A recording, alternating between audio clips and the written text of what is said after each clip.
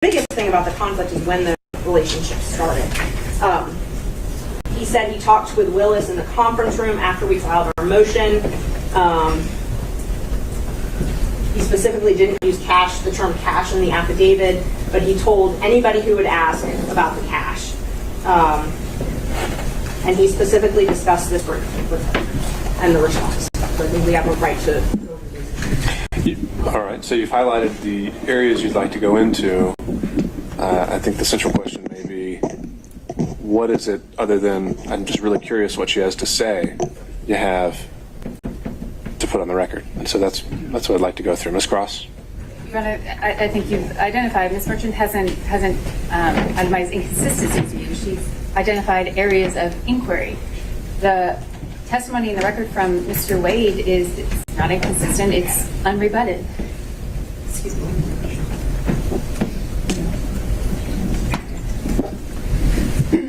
And so that I don't believe, given the testimony of Mr. Wade and the extent of the questioning of him, that there is any reason at this point to go into the district attorney herself. Again, I know the court's read all the pleadings. It really is such a compelling need, is the language of the case law, a compelling need to call opposing counsel. Given the record that's now before the court, I don't believe it's been necessary. Your Honor, Mr. Golan, very briefly, Ms. Willis needs to testify. Her best friend or good friend has directly contradicted the declaration that was made by Mr. Wade attached to the government's response. And it wasn't just the declaration of Mr. Wade, it was filed by the district attorney by and through her assistants here. She owns that. And so that affidavit is owned by her, and there are deep concerns that that affidavit is false. And that Ms. Willis knew it was false. And that she needs to come in here, if she wants to tell us about the cash. First time we've heard about the cash, oh yeah, we got cash. Don't have any deposit slips, don't have any record of it. Maybe Ms. Willis can say, here, all my records where I paid $10,000 in cash back to Mr. Wade. We need to know that. Also, Ms. Willis's financial disclosure. Let's not forget that. We're talking about two people who went to extraordinary lengths to hide their relationship, to hide the nature of their relationship. Extraordinary. The district attorney needs to take the stand, and she needs to tell this court and this courtroom why she filed financial disclosures in 2022 identifying prohibited sources, which Mr. Wade clearly is a prohibited source. Did you get gifts and benefits? Now we've seen all this. We've seen the trips. We've seen all of the things that total up to around $10,000 in cash. Yet for the financial declaration for 2021, which was filed in April of 2022, and the financial declaration for 2022, which was filed in April of 2023, there is no listing of any gifts whatsoever over $100 from a prohibited source. It cries out for her testimony. She needs to be able to get up there and say, why didn't you tell on the disclosure form, so that people will know the nature of the relationship between prohibited sources and the public official, in this case the district attorney, who happens to then make a decision to hire someone that ends up being paid hundreds of thousands of dollars, or his firm and him, and none of that is revealed. And the answer is, oh, it's unrebutted. He's explained it's all in cash. Let her get up, and let's, and obviously, we are advocates in our position, but that explanation of cash does not pass the smell test or the straight face test. She needs to go on the record. She filed this motion with his declaration. We've seen what happened here. Now, I'll just 2 or 3 more sentences. We need to have the full picture, as we've gotten from Mr. Wade, of his false interrogatory. Serious business for a lawyer or anybody. And then suddenly he's changing. she files her financial declarations, same problems. We need her in here to go over all of this and to explain exactly what happened. So we would ask the court that the court allow Ms. Willis to be called and interrogated on these matters. And I would too, Your Honor. Just a moment, Ms. Willis. So, Ms. Cross, I don't know if you want to speak with Ms. Willis now. It's sounding like maybe they're withdrawing the objection to the motion. I believe the motion to... Or does Ms. Willis want to take the lead here? We'll withdraw the motion to quash Ms. Willis. Based on the... I'm ready to go. Okay, so the position of the district attorney at this point is that she's no longer contesting the subpoena. Ms. Merchant has called her as the next witness.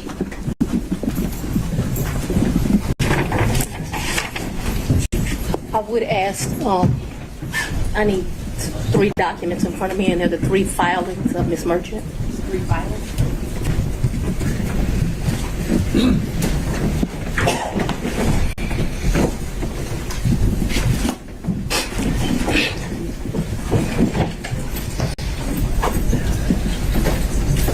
Does anyone have the 3 filings of Ms. Merchant? Does the court have the 3 filings of Ms. Merchant? When you say the filings, you mean like the pleadings? The pleadings, yes, Your Honor. Okay. I think we can locate those for you. I mean, the supplemental. I want the one filed on January the 8th, the one filed immediately after we filed ours, and the final one. If you want to take a break to get them, I can make a copy. I think we have one. You know, the only copy I have is going to have my notes on it. So if we don't have a clean copy, We have a 5-minute break, Your Honor. Let's I'll get take- the documents. all right. I'll sit here and wait for him.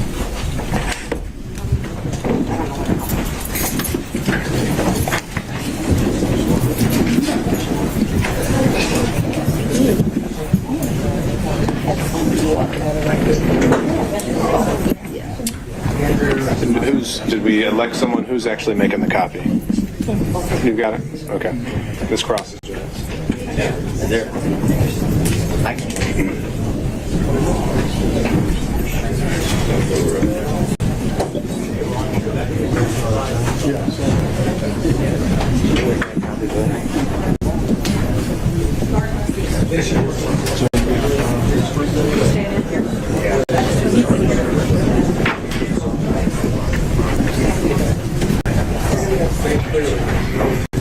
Give it a tissue.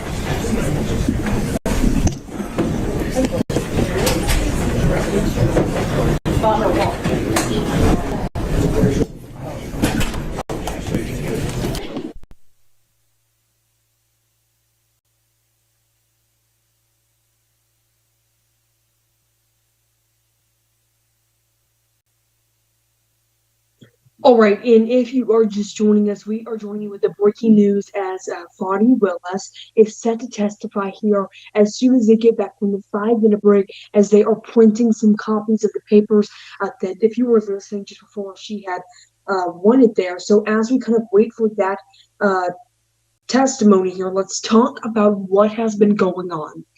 And I kind of just want to break this down for everyone, for anyone just joining us, of what exactly we're here for today. So, Fani Willis is allegedly has had some relationships with someone who was just on the stand, Nathan Wade, which is the prosecuting attorney to my knowledge, in the case having to do with Donald Trump, the election interference case he is facing. So that is why Donald Trump is now, his legal team is taking on the motions to basically say that she isn't qualified, that she has had relations with someone who is going against Trump. So as we kind of wait for that here at a 5-minute break, because they're printing some copies, I just want to note something. When she took the stand, she took a very aggressive standpoint. I mean, she was like, I need 3 papers. I need those now. The court did not have a clean copy, as they explained it, of that. And now I am here just gathering some information. Nathan Wade was also testifying on some financial things. One thing to note that he changed is that in 2022, he said that that is when him and Fani Willis began to have a relationship, and even specified it as a sexual relationship. So that is something key that I think the Trump legal team is really going to use in order to really get under the skin, of the other attorneys, of the other side of the court, of the, of the plaintiffs. So we are going to have to watch that. Also, I just want to say,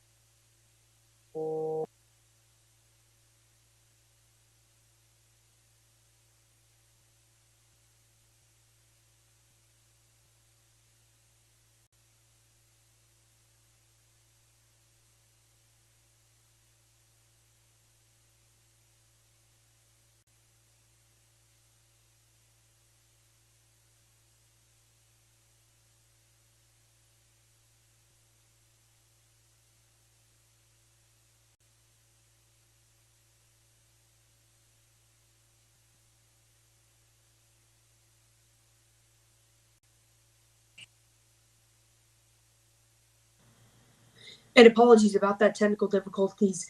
As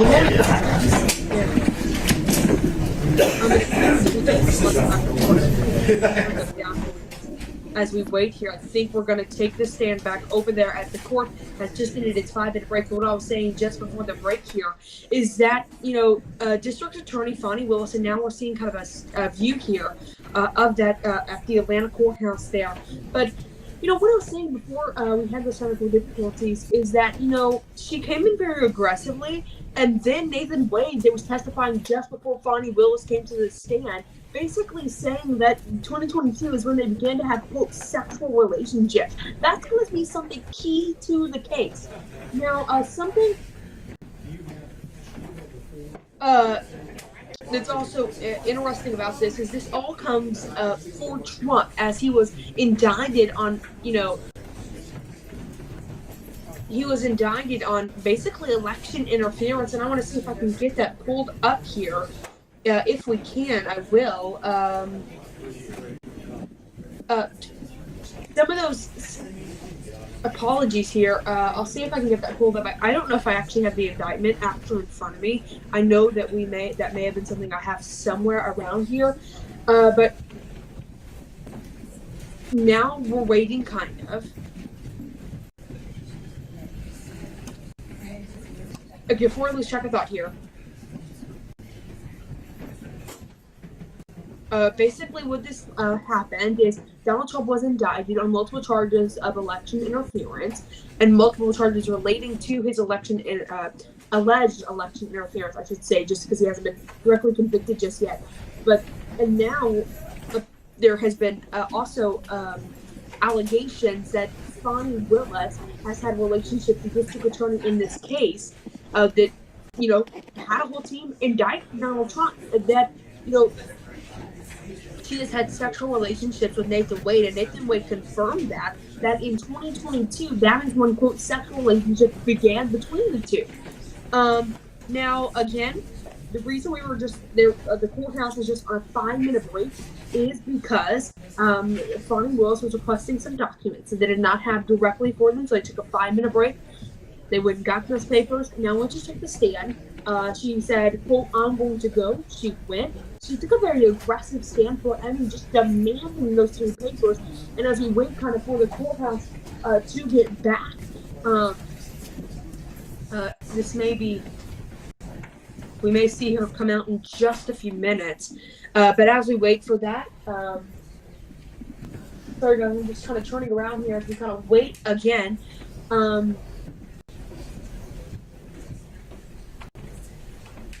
So again, 5-minute break as we wait for the court to reconvene. As Fani Willis requested 3 documents that the court did not have prepared for her, so they are getting those right now. And I'm kind of scrolling through some different information here. And I'm also reading the New York Times story here just to make sure we're getting correct information.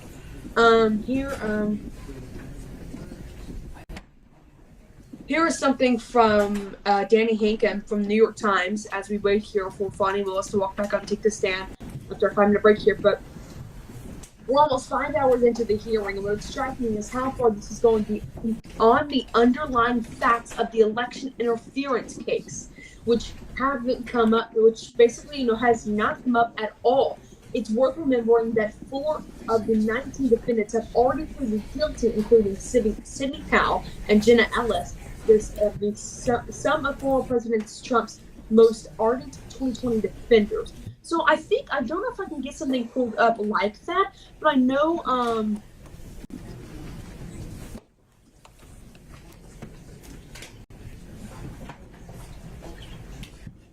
there's something like that in here somewhere, and I want to see if I can't get that pulled up.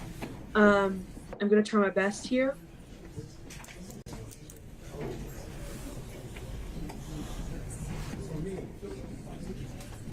See if we can get a picture pulled up of all 19 of those defendants. Yeah. Okay, here's one.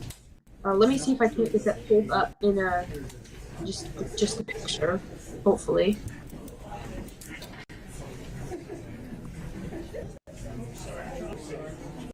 Okay, give me just a moment. We should have that pulled up for you guys.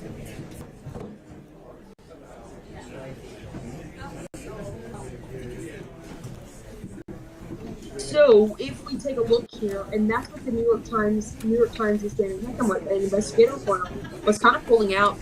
Here we go. It should pop up on your screen any moment now. There we go. That's exactly what we were just talking about there. And his name Jackson Richard, of course, but court takes 5-minute break though, but and what exactly I was mentioning here is, and what exactly Janie Hancock was mentioning here is that this is not even about the election interference case. It is about District Attorney Fani Willis allegedly having relationships with a prosecuting attorney that she put in charge of a case allegedly having sexual relationships, and now that's going to be confirmed here, as Nathan Wade said, in 2022 is when they began to have, quote, sexual relationships. That's something key in this case that I think the Trump legal team and the co-defendants legal team there are really, really going to take.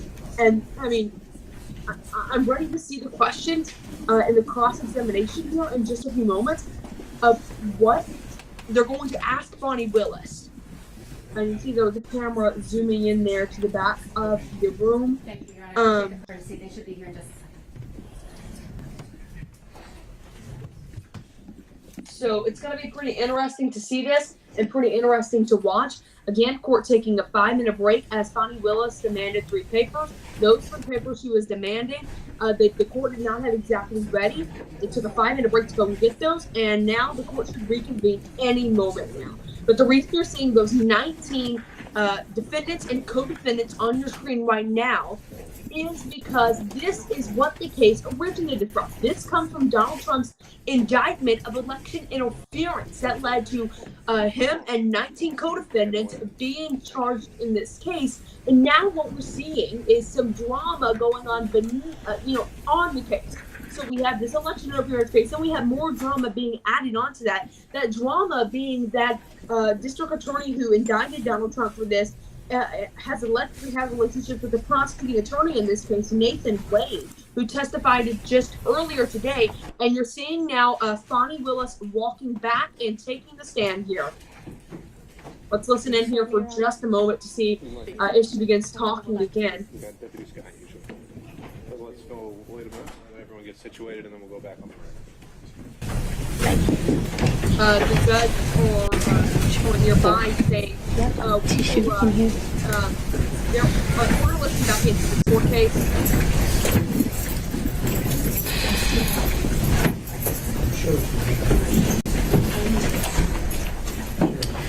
All right, we are back on the record. Deputy Scott, if you could swear in our next witness.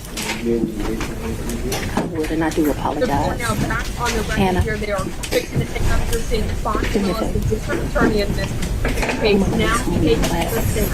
After you swear, tell me what it is.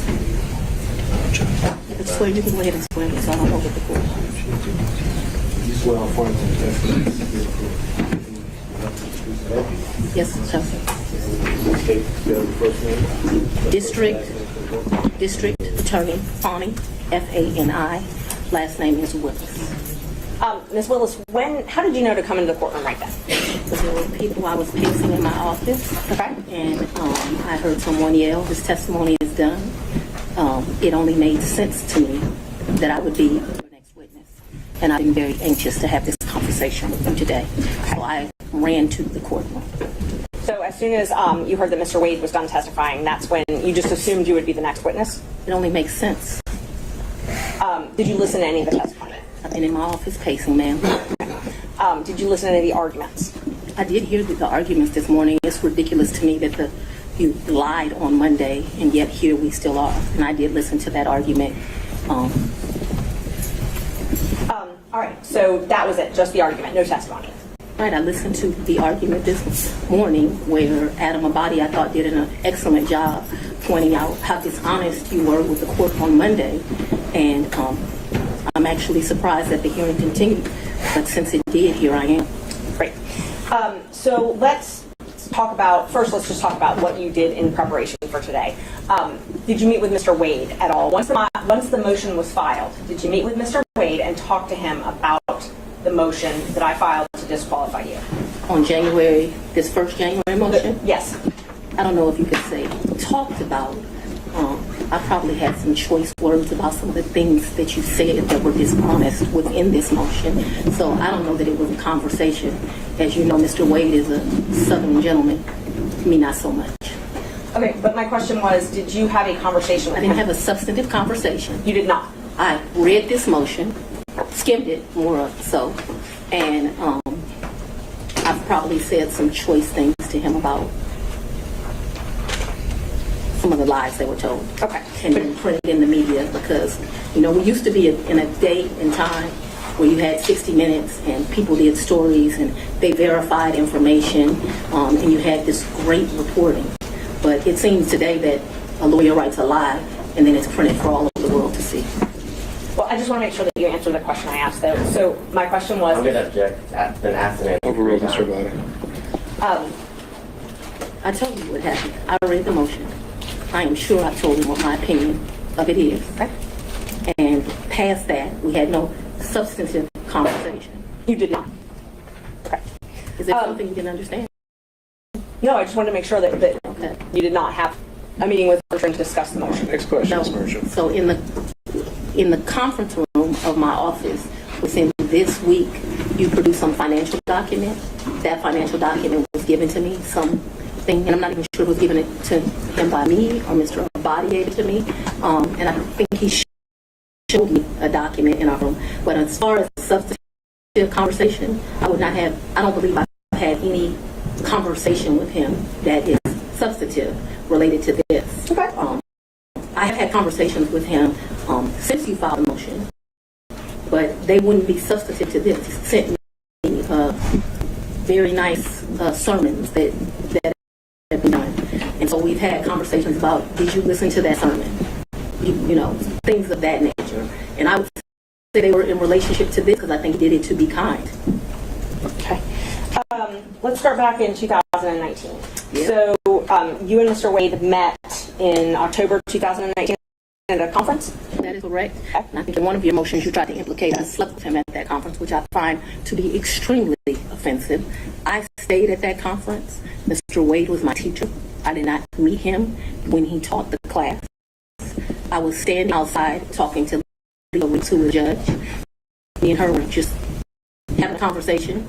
Mr. Wade walks up and they hug each other. They have a brief conversation. She introduces us. Your Honor, I'm object. We kind of thought that when you asked the question, you had answered, but not a speech. So I object to the speech. I agree to explain my answers. She's able to explain her answers. And that's... Ms. Merchant, that's okay. I can handle it. Ms. Willis, I'll ask you just listen to the answer, the question, and keep the answers confined to the questions that you can. You'll have more than enough ample opportunity on when the state... It's highly offensive when someone lies on you, and it's highly offensive when they try to implicate that you slept with somebody the first day you met with them, and I take exception to it. All right. Well, Ms. Willis, you'll have the opportunity to do all that when it's the state's turn to ask more open-ended questions. Yeah. Ms. Merchant. Thank you, Judge. So again, my question was, you all met at that conference, though, right? We did. The Okay. meeting He, as I stated, he taught the class. I did not actually meet him when he taught the class. I walked out of the class, and I'm not sure if it was that exact class or we had went to lunch, but we were standing in the vestibule, like outside of the class. Me and Judge Reeves were having a conversation. She had worked at a law firm I worked at back in 1996. We're getting way, I mean, I don't mind her explaining her answers, but I literally just asked if they met at that She's conference. explaining how she met Mr. Wade, which was exactly the question asked by Ms. Merchant. These answers are more than appropriate. Ms. Merchant, if you want more concise answers, perhaps you could lead the witness. I will. Thank you, Judge. Isn't it true that you met Mr. Wade in October 2019 I'm at the judge's we conference? haven't gotten to the point where Ms. Willis should be treated hostile in this situation. I think we And have I very much want to be here, so I'm not a hostile witness. I very much want to be It's here. not so much that you're hostile, Ms. Willis, it'd be an adverse witness. Your interests are opposed to Ms. Merchant's. Thank you. Merchant's interests are contrary to democracy, Your Honor, not to mine. Judge, I would just ask that we... Keep things moving. Ms. Merchant, Thank you. next question, Thank you. please. Okay, so we've confirmed when you met. After that, isn't it true? No, I need to explain this, and I think I get to explain my answers. When I met him, Judge Reeves introduced us. He handed me his business card. I'm unsure if I handed him my business card, but we exchanged information. He said, if you ever need any help, give me a call. And he walked to the parking lot. So after that, you started dating shortly thereafter, correct? That's a lie. That's one of your lies. Okay. Do you know Robin Yurdy? I know her as Robin Bryant. I knew her. So Robin did not go to my college. She went to the college of, I went to Howard University. She went to Morgan State. I met her through some people I knew. In college, we hung out a bit, not much because she was in Baltimore and I was in Washington, D.C., but we hung out a bit. After college, I lost contact with her. I probably didn't see Robin again until maybe 7 or 8 years ago. College and came to Emory Law School here in Atlanta. But 8 to 10 years ago, just by happenstance, I ran into her. So she was in Atlanta. You have been friends with Robin for 30-something years. Did you hear my answer, madam? Yes, and I'm asking if you've been friends with her for 30-something years. I've known her for 30-something years. We certainly hung out and partied together in college. She was from the D.C. area. She would come home, we'd party together. Wasn't close. She was certainly in the girlfriends that partied together. And then, like I said, I ran into her about 10 years ago in Atlanta, Georgia. But we didn't talk throughout that time period. I didn't see her. I didn't even know where she was. When I ran into her, I was surprised she was in Atlanta. And so, yes, I have known her probably since 1990, 1991, but we have not maintained a consistent relationship that whole time. For the last 10 years, or 5, whatever you'd like to classify it as, have you been friends with her? I have not spoken to Robin in over a year. I certainly do not consider her a friend now. I think that she, you know, there's a saying, no good deed goes unpunished, and I think that she betrayed our friendship. So let's narrow it down, the timeline now. So my questions are going to be from the time period of 2019 until she no longer was employed for you, the last time you all talked. So all of my next questions are just focused on that time frame, okay? Yes, ma'am. Up until she left your office. Yes, ma'am. During 2019, you all were friends, correct? Yes, we knew each other in 2019. During 2020, you all were friends, correct? We were friends during that time period. During 2021, you all were friends, correct? Yes. Okay. And such good friends that when you needed a place to stay, you asked her if you could take over her lease. That's a lie. You did That's not not move to her apartment? I or her did, but condo? that's not the way you characterize it. It is wrong. I asked if you could take over her lease. I did not ask if I could take over her lease. Did you move into her apartment? I moved into her condo in April of 21. The circumstances around that were that Robin met her husband. They wanted to move into another and separate place. She wanted to get rid of her condo. My father was living with me at the house. Because of this case and because of my stance on gangs, my life was being threatened regularly. My father urged me to leave our home. At the same time, as luck would have it, Robin wanted to give up her lease because she wanted to move in with this new man she met, who eventually became her husband. And so as life circumstances work, my dad was begging me to leave the house. He was afraid for me, afraid for his grandchildren. She wanted someone to take over her lease so that she didn't, have to pay a fee or get abandoned. And so I don't remember when, but probably March or April of 21, I moved in and take over her lease. And did you pay her or did you pay the leasing agent? No, I don't even know who the leasing agent was. I paid her. You paid her. Did you pay her cash or did you use a card? There were some times that I would give her cash, but mostly I paid her via Cash App. That would be the most convenient thing. I would not give her rent, but then when the utilities would come in, whatever the utility was, she might be like, I need $70, I need $100, whatever it was. And we never had a problem with money. Whatever she told me it was, I never asked to see a bill. I never questioned her. I just gave it to her. What percentage would you say you paid cash versus Cash App? Oh, the vast majority was Cash App. I don't know what percentage. I'm not going to guess that. But the vast majority was Cash App. But there would be times she would say, this bill came in at $70. Here goes $70. Did you have a monthly rent amount that you paid her? I can't remember. It was $1,400, $1,500. I can't remember what it was. And it would vary, which I don't understand to this day. But like I said, I never questioned her. When did you move out? She said it was, that's what I paid. When did you I abruptly moved out in February, either late January or early February of 22. Of 22. Yes, February ma'am. 2022, is that what you said? January, February of 22. I believe it is January, but I paid her half the rent of February of 22 is what I remember. And because I was offering to pay the whole rent, even though I didn't live there, I didn't think it was right. And I ended up just paying her half the rent. So that's after you moved out. You said you paid her half of that. Okay. And the time that you said you had to move out of your house because you were scared, did your dad stay there at your house? My father was concerned. Yes, we were both concerned. Okay. But he remained there. My father was 80 years old. He would have been 79. He was scared to death of COVID. You have to go back to when this was. My father's an older man.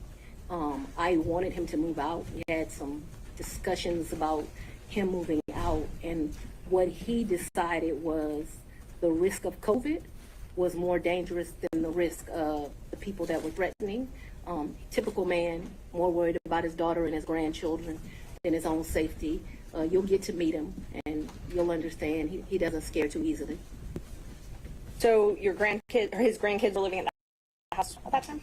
Well, I don't know how old your children are, but when you have adult children, they leave and they come back. They leave and they come back. So there have been periods of time that they're there, they come, they do whatever they want to do.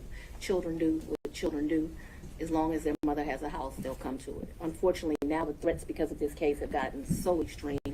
I just pay a mortgage and no one lives there. And that's what I was going to ask you. So when you moved out in, I think you said April 2021, you left your dad and your two kids at the house? My dad and my two kids were not at the house. They were not? Okay, so they didn't still live at your house? My youngest daughter certainly did not live there. Okay. My oldest daughter would come back and forth. I can't say month for month when she was there and when she was not there. I know that she has been there post me moving out. At this time, no one is at my house. Okay. So at some point after you moved out for the safety reasons, at least one of your children did come Ms. back. Merchant, can we get to either the relationship or the financial benefit? Yes. Let's see, we were back at 2021. So you were still friends with Miss Yeardy then. Were you also friends with Mr. Bradley? I've never been friends with Mr. Bradley. You've never been friends with Mr. Bradley?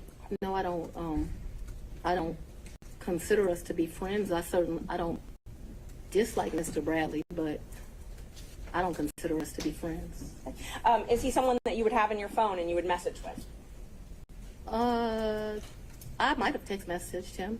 Okay. Would you text message him and Mr. Wade on the same conversations? I don't recall doing that, but if it happened, it wouldn't surprise me. Okay, so that wouldn't surprise you, the three of you. Okay. How frequently would you think that the three of you would have texted? Not very.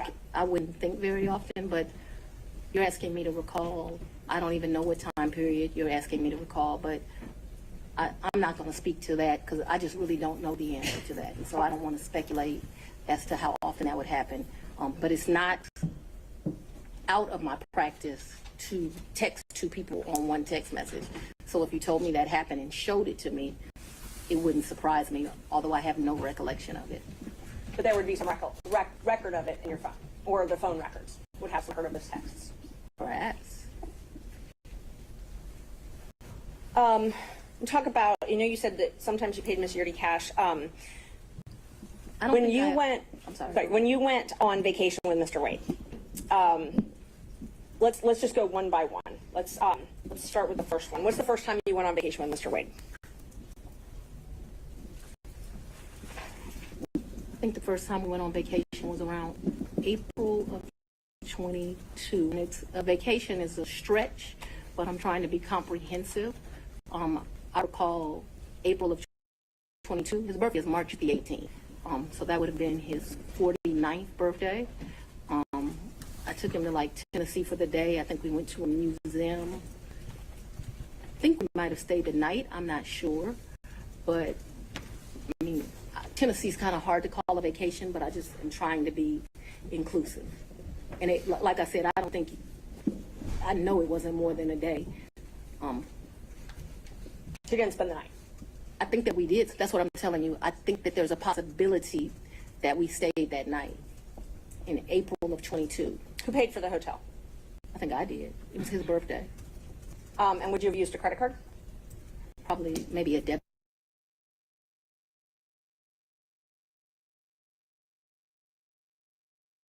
And you all when did you start dating? When I started dating Mr. Wade, it was right around then. April 2020? 22. Yes, 2022. it was around then. I don't know, like, it's not like when you're in grade school and you send a little letter and it says, "Will you be my girlfriend?" and you check it.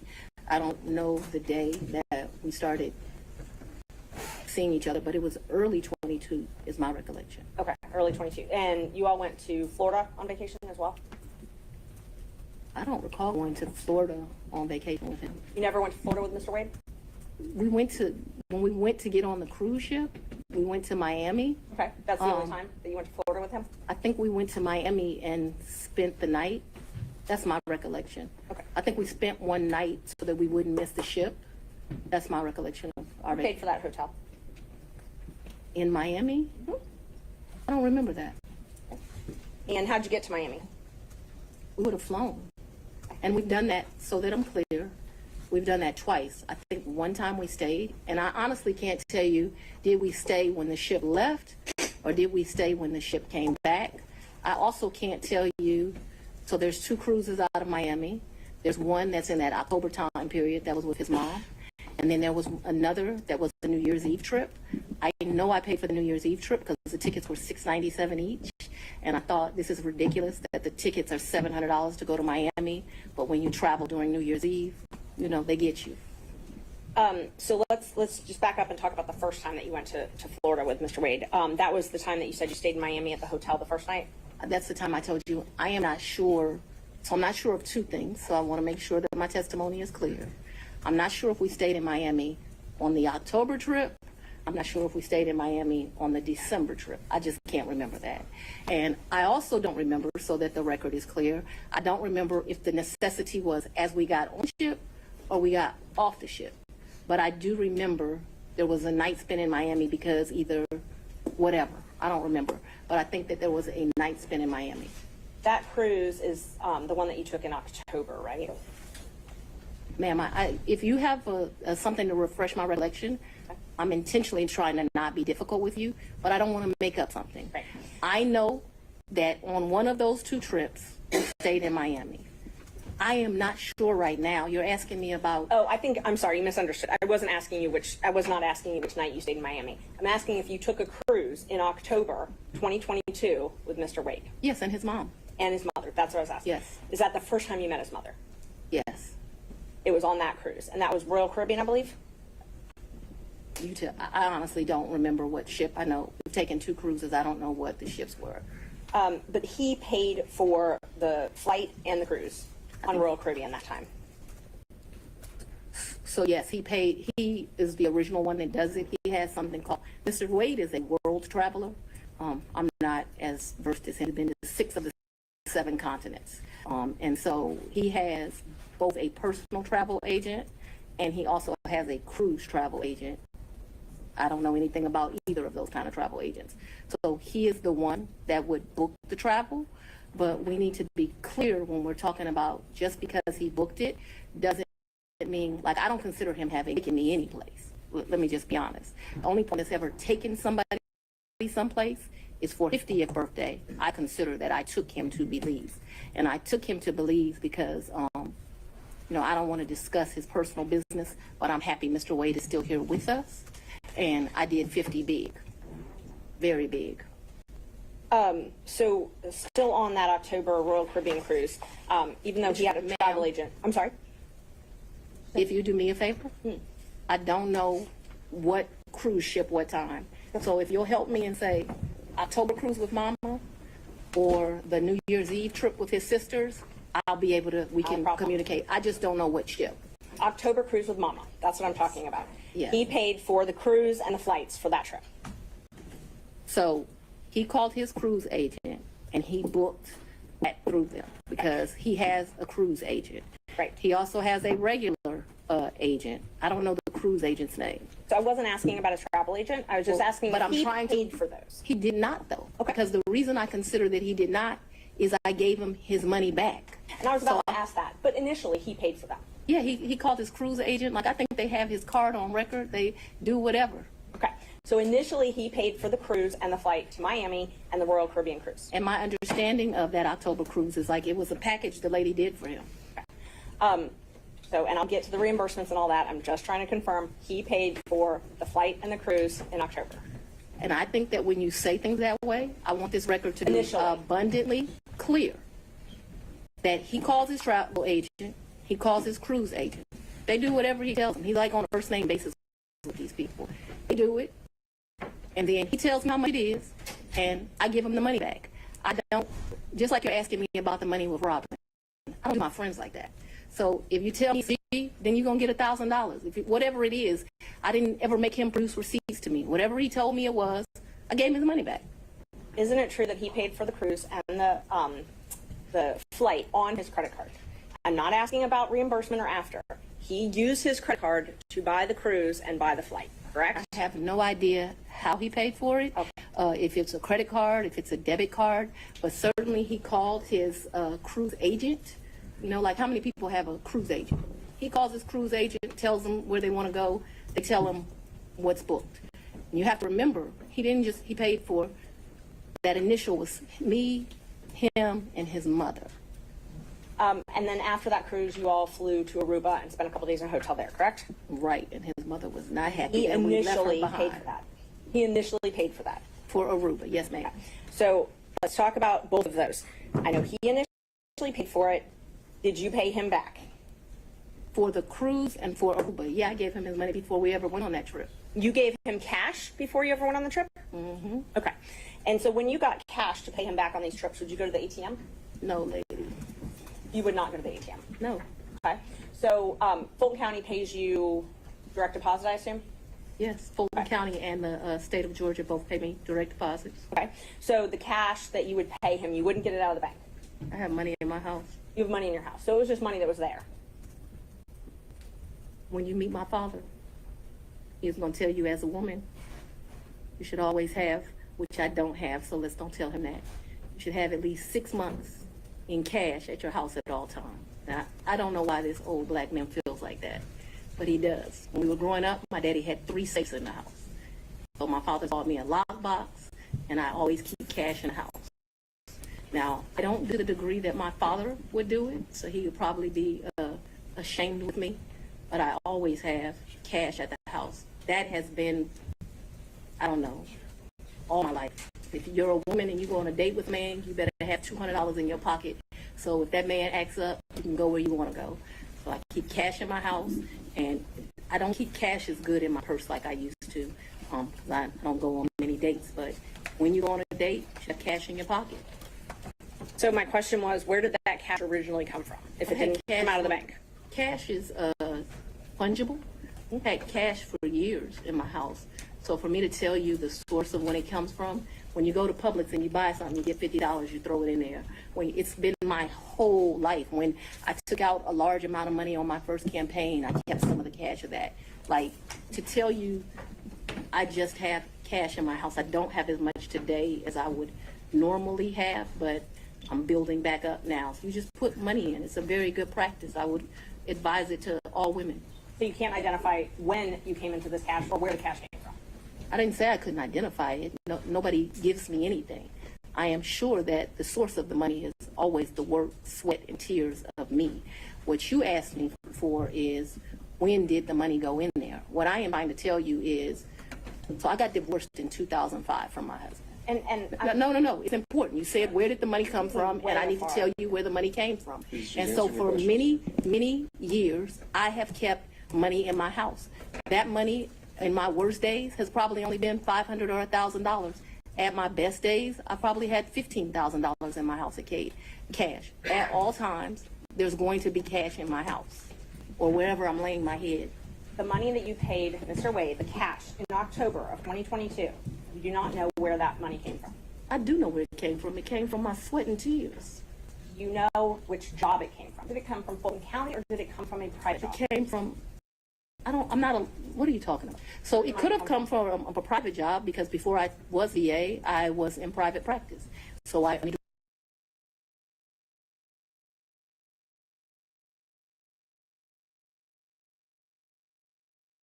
during that time period, is probably in there. The money I gave him away, it was never that serious. I don't think I've ever let him win $2,500 in a reimbursement. So we're not talking about $20,000 in cash. I don't have $20,000 in cash right now. The most I ever gave him, I know I gave him $2,500 when we went to Belize, because we went to one hotel and then we went to a second hotel. That $2,500 I actually gave him while we were still in Belize. I know that the Aruba trip, the one that you described with his mom, I think I gave him about $2,000 for that trip, for like total. His mom went to Aruba with you? The Aruba trip. So I consider that to be one trip. So we got off of a cruise ship and then we went to Aruba, which is why I cannot remember, is that the time that we had to stay in Miami to wait for the flight for Aruba. So I consider that one trip. We didn't like come back to Atlanta and leave. We flew down to Miami. We got on a cruise ship. We spent a couple of days with his mama. We came back to Miami. When we came back to Miami, either that day or the next day, we flew to Aruba. We spent a few days in Aruba and we came back. That was really one trip. Even though we went two places, it was one trip. So let's talk about the California trip. Is that when you were moving your daughter out to California? When you all went, or did you have two trips to California? My daughter doesn't live in California. Did she ever live in California? I'm not discussing to you the location of my child. So how many times did you go with Mr. Wade to California? Once. And you all stayed in Napa Valley and he paid for the plane tickets and the hotel? He paid for the plane tickets and the hotel. And what did you pay for on that? I gave him much less cash that time, probably $400, and then I paid for a bunch of stuff. I think we did 2 different wine tours that you do, which are pretty expensive. I think I bought him, he likes wine. I don't really like wine, to be honest with you. I like Grey Goose. I bought him a bottle of wine while we were there, and the sippings that you do. I can't remember how many, like 4 or 5 different places you go. I remember we went to this place that they do pairings. That was the most expensive that I think that we did while we were there. So they would pair champagne, chocolate, and caviar. It was a 3, and it was like 3 different things: Sweden, Russia, someplace else. I'll make that up. But that was the most expensive thing we did that trip, and I paid for that. You pay cash for us doing that? Mm-hmm. Yeah, I think. That trip did not cost me a lot of money. I might have took like $750 in cash on me because we weren't gone very long. I only asked if you paid in cash. I don't even know the amounts. When I travel, I always take cash.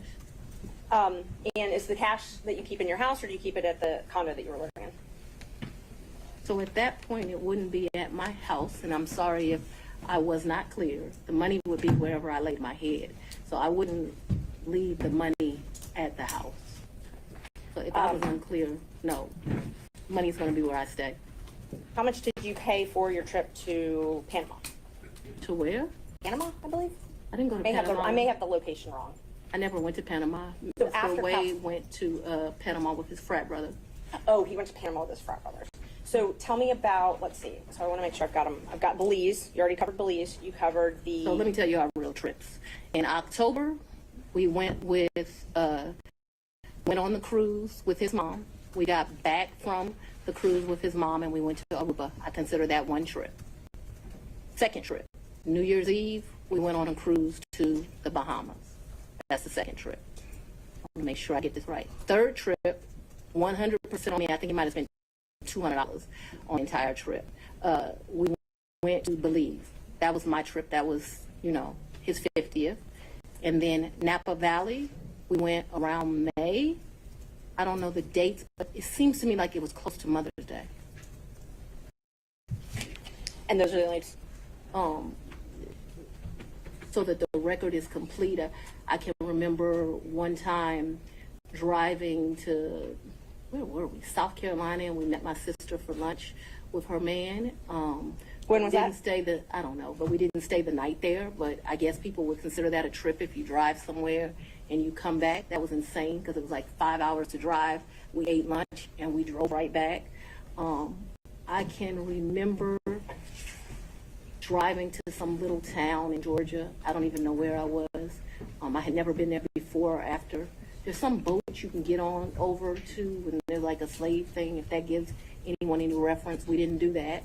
I remember doing that. I remember driving one time to Charlotte. We had lunch with one of my very close girlfriends, and again, we drove to Charlotte, met my girlfriend for lunch, and drove right back. So that's a trip. We didn't stay the night there, but I just want to be complete in my testimony. We drove someplace, had lunch, drove back. I don't remember another driving someplace distant for lunch and coming back to Charlotte to see a girlfriend, to meet my sister in South Carolina. We went by ourselves when I told you about that remote place in Georgia. We could have driven someplace else and had lunch and came back, but that's all that comes to my recollection right now. There could have been another place we drove and had lunch. My security team was very clear to me. I'm not to be out and about in Atlanta without them. And so for me to do something just very normal that a normal person would get to do, if they weren't prosecuting this case, I got to drive 4 hours to do it. And that's what I was going to ask you, your security detail, did they take you and from your house? So I haven't been able to enjoy my home. Condo, I'm sorry. March. Lay your head. Did they take you to and from where you lay your head? 99% of the time. Would they take Mr. Wade to and from wherever you laid your head? That has never in the history of ever happened. Ever, okay? Your security team has never taken him? From my house? That's a lie. I'm asking if they've ever taken him anywhere. And I'm telling you that that's never happened. So your security team has never taken Mr. Wade My security team has never taken Mr. Wade from any place where I have lived and brought him here. Never. Not once. Not ever. Have they ever taken the two of you together? To where? Anywhere. We've left this building and gone to lunch, but I go to lunch so rarely that is a very rare occasion. I am sure, and let me be clear, it wouldn't just be Mr. Wade. So I'm sure my security team has taken me to lunch.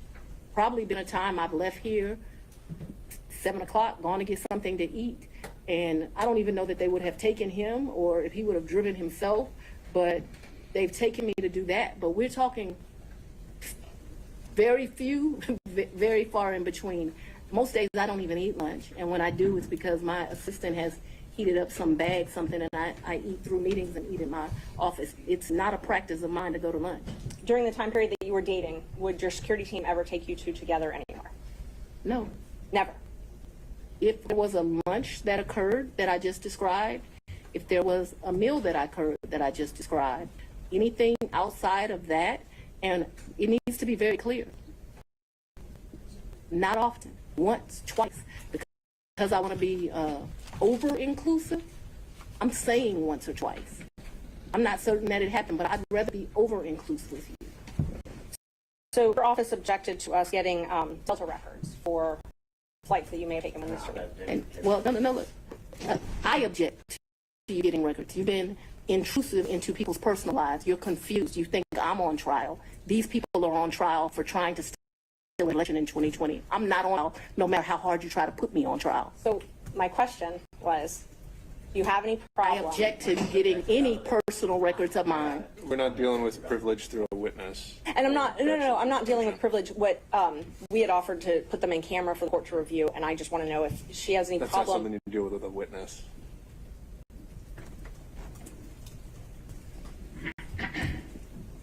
Okay, you have to file as part of your job something called an income and financial disclosure report, correct? That's correct.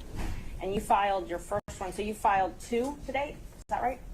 Is it 2 or 3? I probably would have filed 21, 22, and maybe I haven't filed 23 yet, because isn't it due like June of the next year? April, I believe. So you filed, let's see, you filed your first one, it looks like April 15th, 2022, and your second one, April 17th, 2023. Does that sound familiar? That I don't remember the dates, but you're an officer of the court. I'm gonna hope you're telling the truth now. May I approach the witness? You may. Thank you. I already gave the state a copy, Exhibit 20 and 21, if you take a look at those. They're part of the search benefits. Can somebody bring me some? Yeah. Guys are getting a little old.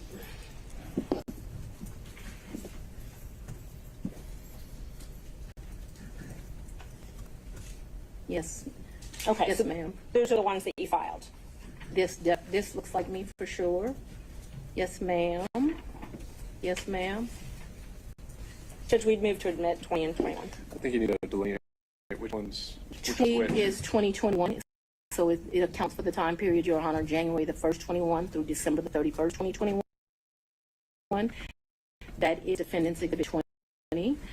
Defendant's Exhibit 2021, it accounts for the time period January the 1st, 2022 through December the 1st of 2022. All right. Any objection to exhibits 20 and 21 Nope. Sorry. from other counsel? Admitted without objection. Yeah. When did your personal relationship with Mr. Wade end? Our personal relationship ended in this year. So let's be very clear so that we don't mix words. I don't want to mix words in here.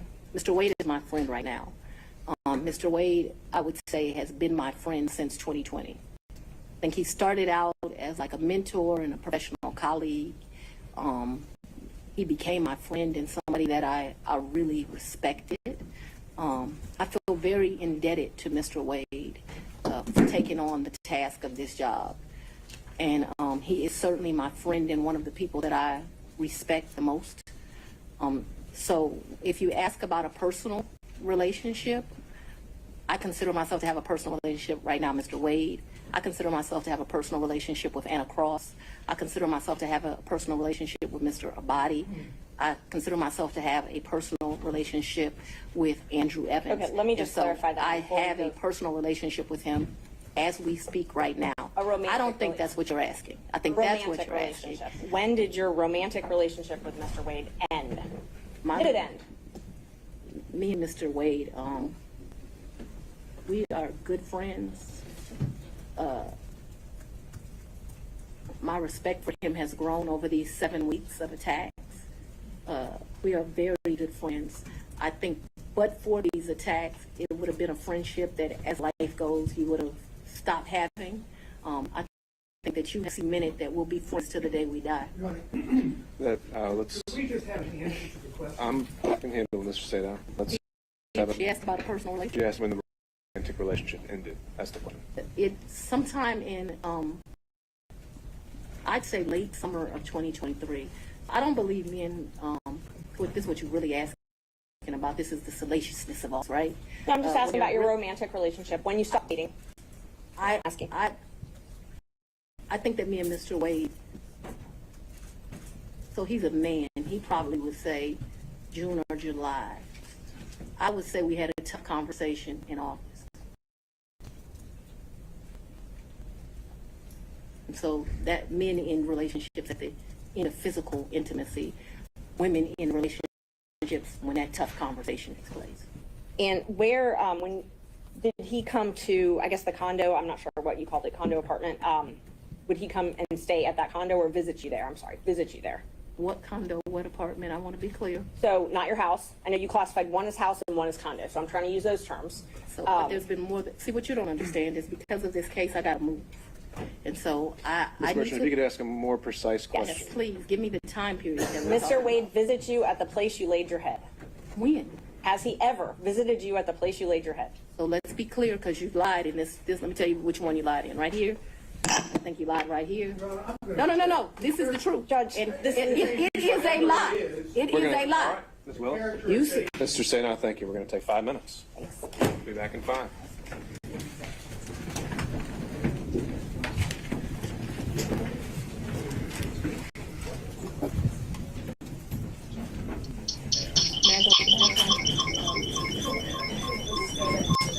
Apologies here. Give me a moment to fix this.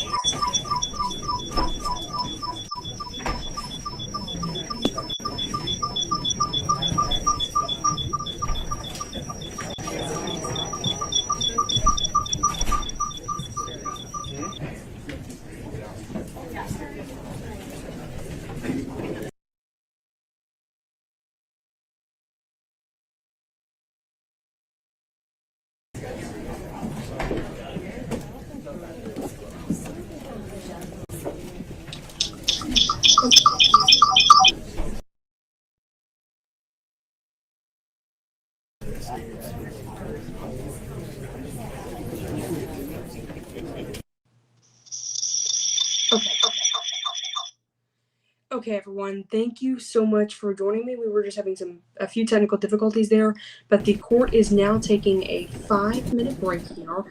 They're taking a 5-minute break after Fani Willis began to get very heated on what the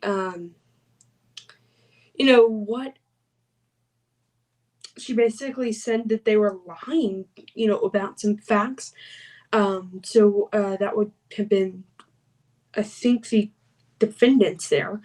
But let's talk about some key things she said. I wrote 2 pages of notes here. So let's talk on some key things she said. And also, let me fix something here. Let me plug this back in. Sorry about the technical difficulties. I cannot figure out what it was. But we should be good to go now. I just had something else with volume on. So right now, Willis, she took the stand very aggressively in the beginning here. Okay, but then they began to talk about some of her trips. So I have a list here of some of her trips that she ended up taking with prosecuting attorney Nathan Wade. So and I want to read these off to you. I don't have exactly, I should have created some type of graphic here, but I will next time here. But she says in October, she took a cruise with Nathan Wade's mother. And then after that cruise was over, went to Aruba, to my knowledge here. I just wanted to make sure I'm getting some facts correct here. But then she went to, on New Year's Eve, she went to the Bahamas.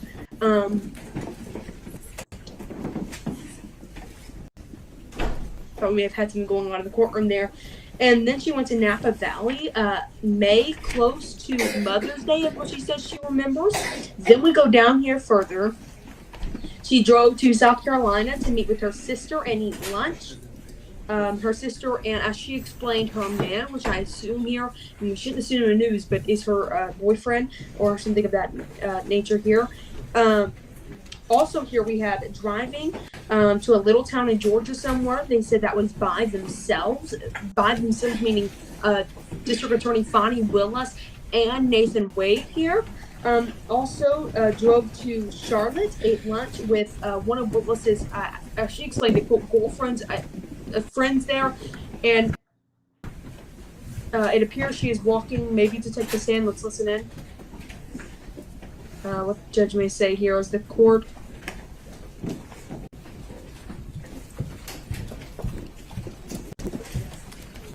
I'm going to keep talking here as we wait just a second here to see what's going to happen here. We're just taking a 5-minute break, and I just wanted to talk about some of the testimony she's already basically had. So at this point, I know she's back at the, okay, it appears we're going to resume here in about just a few moments here. But right now, let's continue going over a few key things here. She says her security team has never taken Wade to anywhere. Wade has been. The security team and her have never, possibly ever been together. So That's something she really noted there. But the security team also not allowing her to be around Atlanta. So that's why she says she has to drive so far away since the indictment of this. Of the former president for election interference, for alleged election interference. I apologize for never saying that. I need to say that because that's what it is right now. He has not yet been convicted, and that is this is kind of put a hold on it. All right. We may go back here in just a moment. You're seeing Fani Willis there, district attorney there, but we're going to talk a little more. She says her personal relationship ended this year, but then she went on to note that she's had a personal relationship. She considers her personal relationship with a lot of people. So then that is when the cross-examiner asked, romantic relationship, when did your actual romantic relationship end with Nathan Wade? And she says June or July, and she states that they had a big talk, as she explained it, in August. So that means their relationship ended. She says it ended soon after they were having intimate relationships in June or July. And that is when a, quote, man would explain it that way. So that was something to note here as we are taking a look at Fani Willis, and we are awaiting to see what will happen here. Nothing just yet. And I guess we can continue talking here.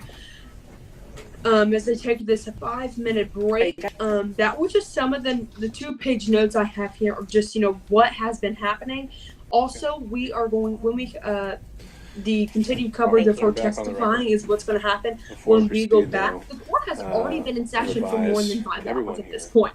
It has been a long day of testimony from Nathan Wade. And now we're seeing Fani Willis. So, you'll know what professionalism looks like, what decorum looks like, and devoting ourselves to the rule of law and proper advocacy. I would urge everyone to keep those principles in mind, starting with the fact that we won't talk over each other. And from there, we'll get through this. Ms. Merchant. Thank you, Judge. How often did Mr. Wade visit you at a place where you're living between 2019 and 2021? So you want to start with the lie that he lived with me in South Fulton in 2019, a home he's never been to? One lie you told in your document. Judge, I didn't ask her about that.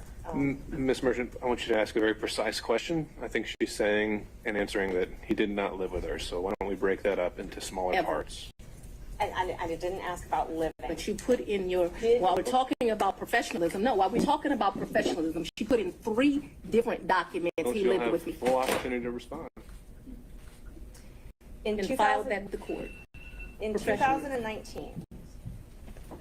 He's never been to South. In 2019,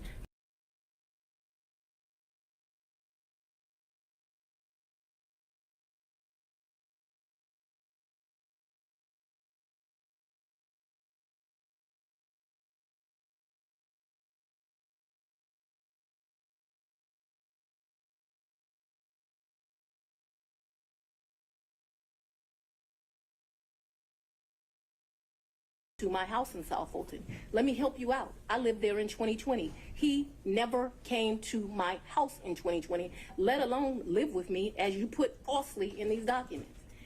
In the first 3 months of 2021, when I could still enjoy my home, Mr. Wade never came to South Fulton, and it is certainly a lie that he lived with me.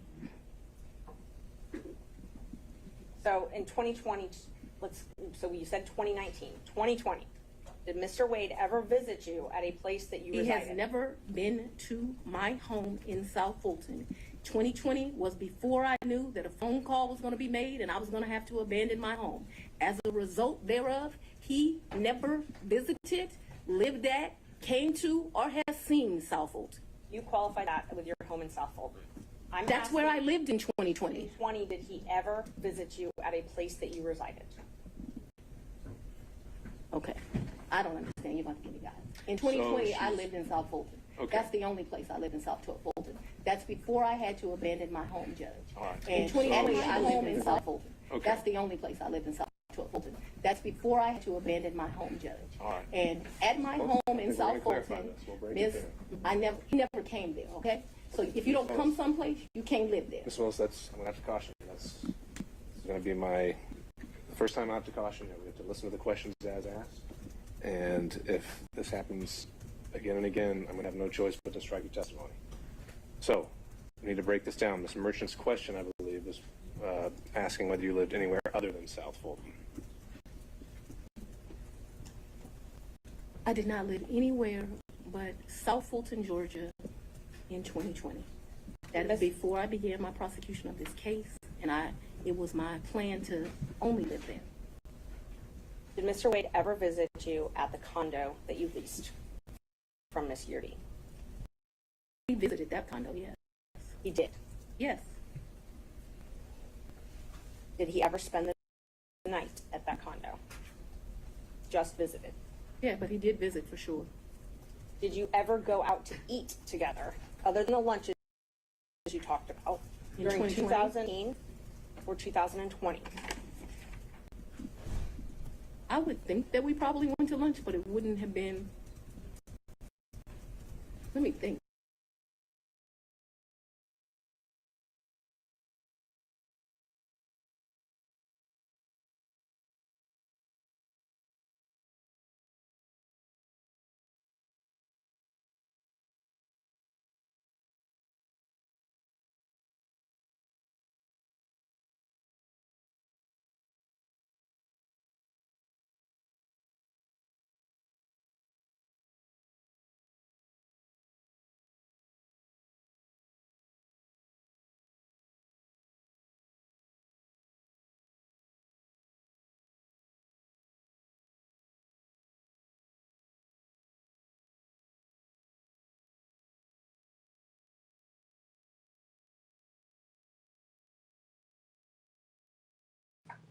Hey everyone, we are experiencing a few technical difficulties here. I'm trying to get this back up to you guys. Give me just a moment here and we will have that back to you guys. I apologize for that.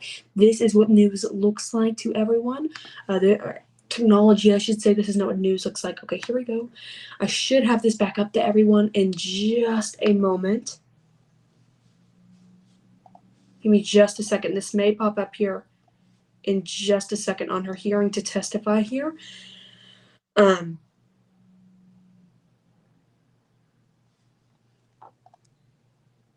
Outside of a contract is cash. I didn't give him money in a contract, so that was cute, but I didn't give him money outside in a contract. What Okay, happened? here we go. No, we're gonna answer it since you said it. He worked more hours than he was paid, and the county paid him for the work that he did. So don't be cute with me and then think that you're not going to get an answer. And I will ask you about the contract in a minute. I asked you about cash. Did you ever pay him anything? And I'm trying to qualify my questions. I'm not talking about the contract with Fulton County that was paid. I'm not talking about that. I'm talking about outside of that. Did you ever pay him anything other than cash? I've only given him cash a few times in the course of what we're talking about. So you've if never we used would your go to credit card? dinner, Let her finish her answer. if we would go to dinner, I wouldn't give him cash because he paid for dinner or I paid for dinner. I've given him cash only a few times in life, probably 4. Okay. Probably the most money I've ever handed him is $2,500. The least amount of money I've handed him, probably between $500 and $1,000. You never wrote him a check? Ma'am, I don't have checks. Okay. So you have no proof of any reimbursement for any of these things because it was all cash, right?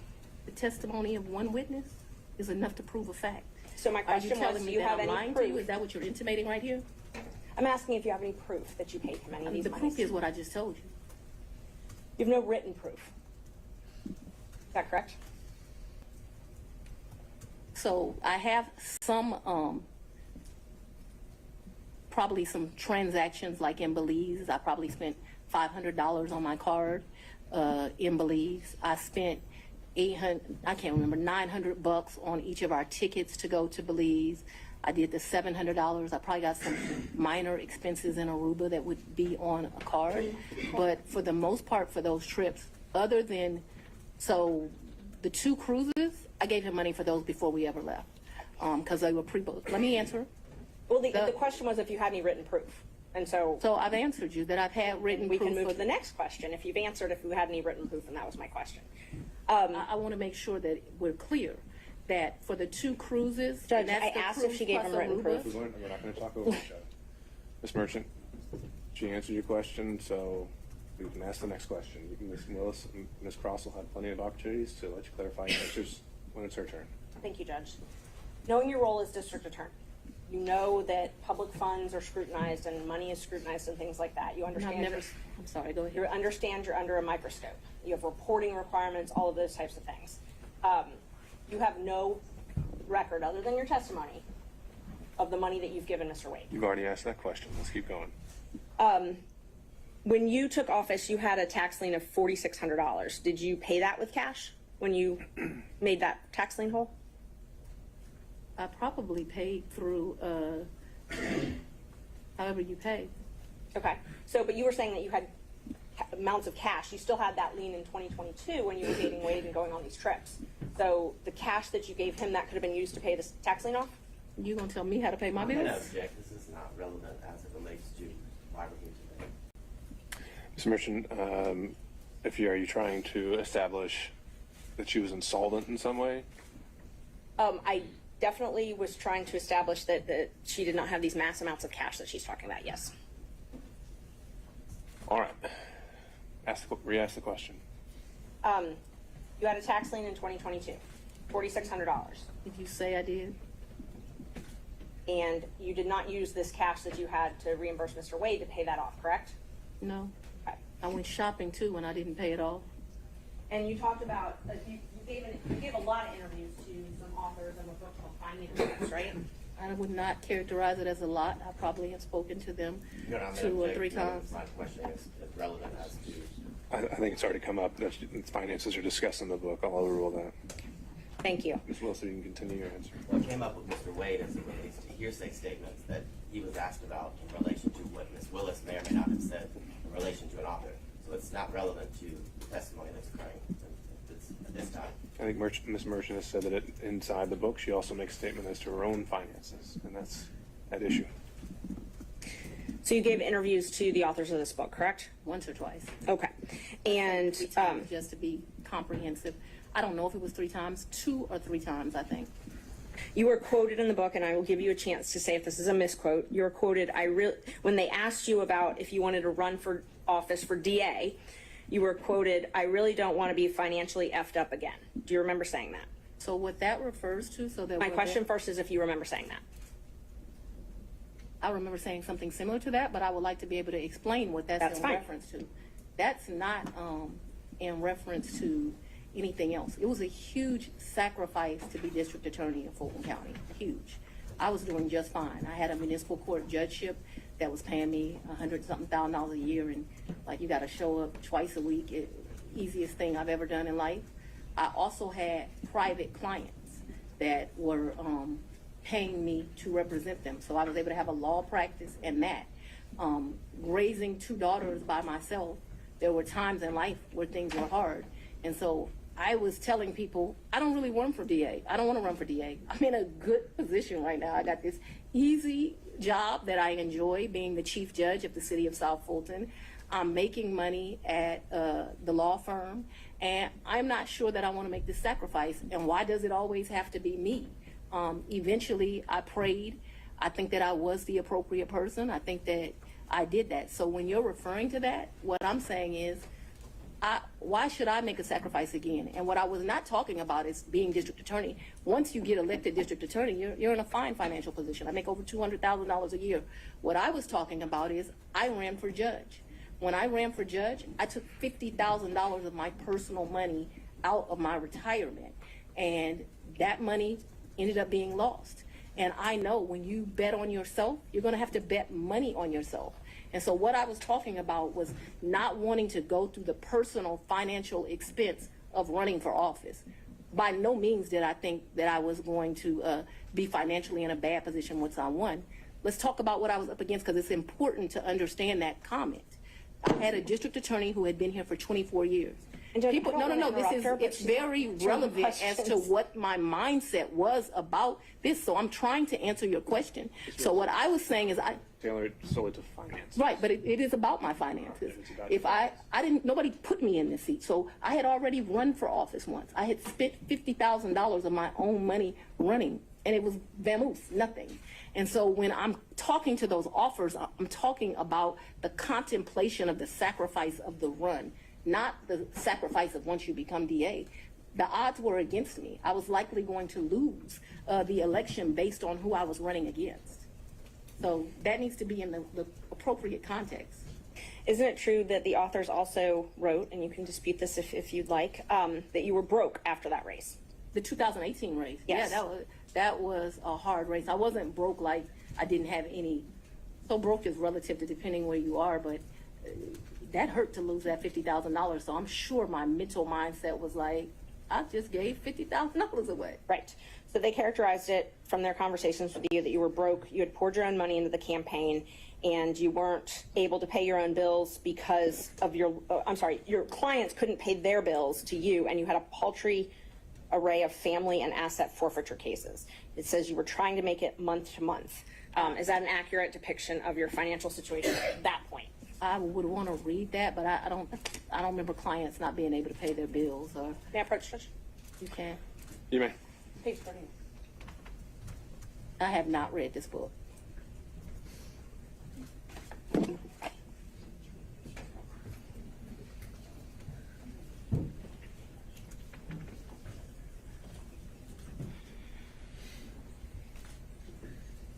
So like this fact here, her ex-husband Fred had run into a financial.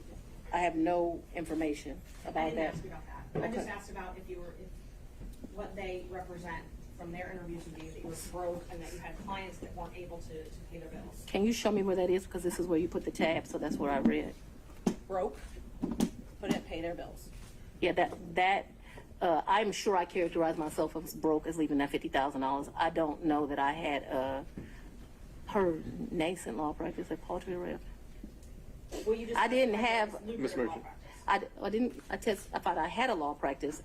So this is not correct. I'm sure it's just I didn't have any asset forfeiture cases. So I had one case where they had took one of my clients' money at the airport. I don't know if that's what I don't know. Paltry array. I did have family law cases. I guess that's what they're talking about. And clients who couldn't pay their bills ain't clients. So no. So my question was just if this was a fair and accurate representation where it says you were trying to make it month to month at that point in time. No, I don't think that is actually a fair and accurate representation, but I am certain that after the 2018 election, I'm still not really happy about having given up that $50,000. You know when you paid your tax lien? I don't. You don't? Do you know if you paid it? I know I've paid some taxes. I don't know. I don't want to speculate. Did you tell anyone at Fulton County Board of County Commissioners about your relationship with Mr. Wade? No. Did you disclose your relationship to anybody at Fulton County?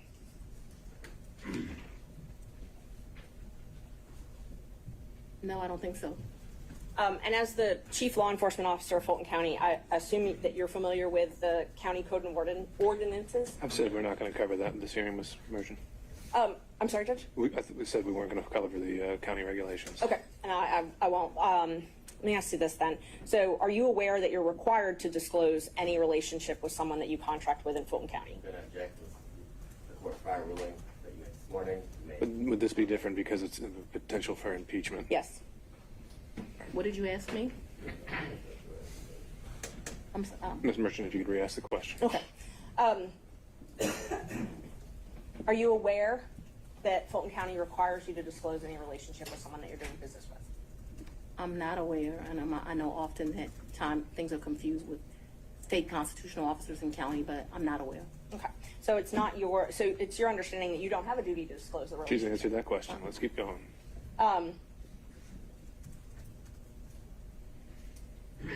Did you keep track of this cash that you paid him at all? What are you talking? I don't understand. Did you keep track? Did you keep a ledger? Did you keep track of it? So I've only given him cash, as I mentioned, 3 or 4 times. There's no ledger. This is friends handing money off to each other. So the answer is no, you didn't keep I think track. you've already asked whether there was any written proof whatsoever, and she's Yes. answered that. Okay. So we've covered this. Let's move on.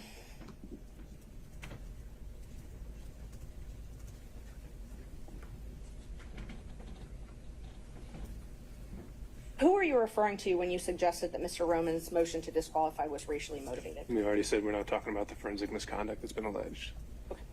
And, okay. And just so the record is clear, I don't believe I said that his motion was racially motivated, so I don't want that to stay there. I've never said his motion was racially motivated, so that should not be Ms. Willis, true. I if think she it would wrote be that. best if we don't need to go down that road. We're going to save that for argument. You once said that you would not engage with a personal relationship with anyone that worked for Fulton County. Is that correct? An employee? Anyone that worked for Fulton County. I think I said an employee. Okay. So that's the qualification you give an employee. You wouldn't. I think that's the statement that I made, so if you want to quote me accurately. So it's your position because Mr. Wade was not an employee, or it's your position he wasn't an employee, correct? Mr. Wade is not an employee, and he will tell you that over and over again. Just one moment, Judge.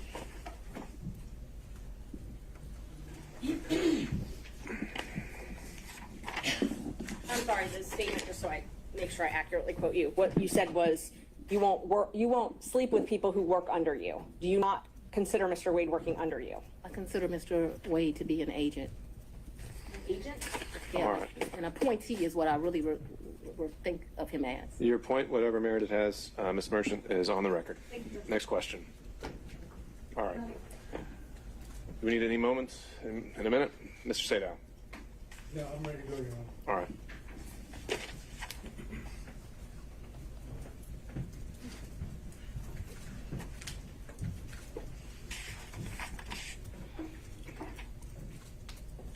I'm going to try to ask you questions that you can actually answer without having to explain, okay? Yes, sir. My comprehension skills are pretty good, so we should do all right. We shall soon see. If I heard you correctly, you moved into what I will refer to as the Yurti condo in either March or April of 2021. Is that correct? Sometime between late February and April. Yes, I don't. Just so we're clear, yes. But in that time period, you're in the ballpark. We're in the ballpark. And is that Yurti condo, would you say that it is in Hapeville? It is in Hapeville, yes, sir. And you moved in there for safety reasons? My father, yes, I moved in there.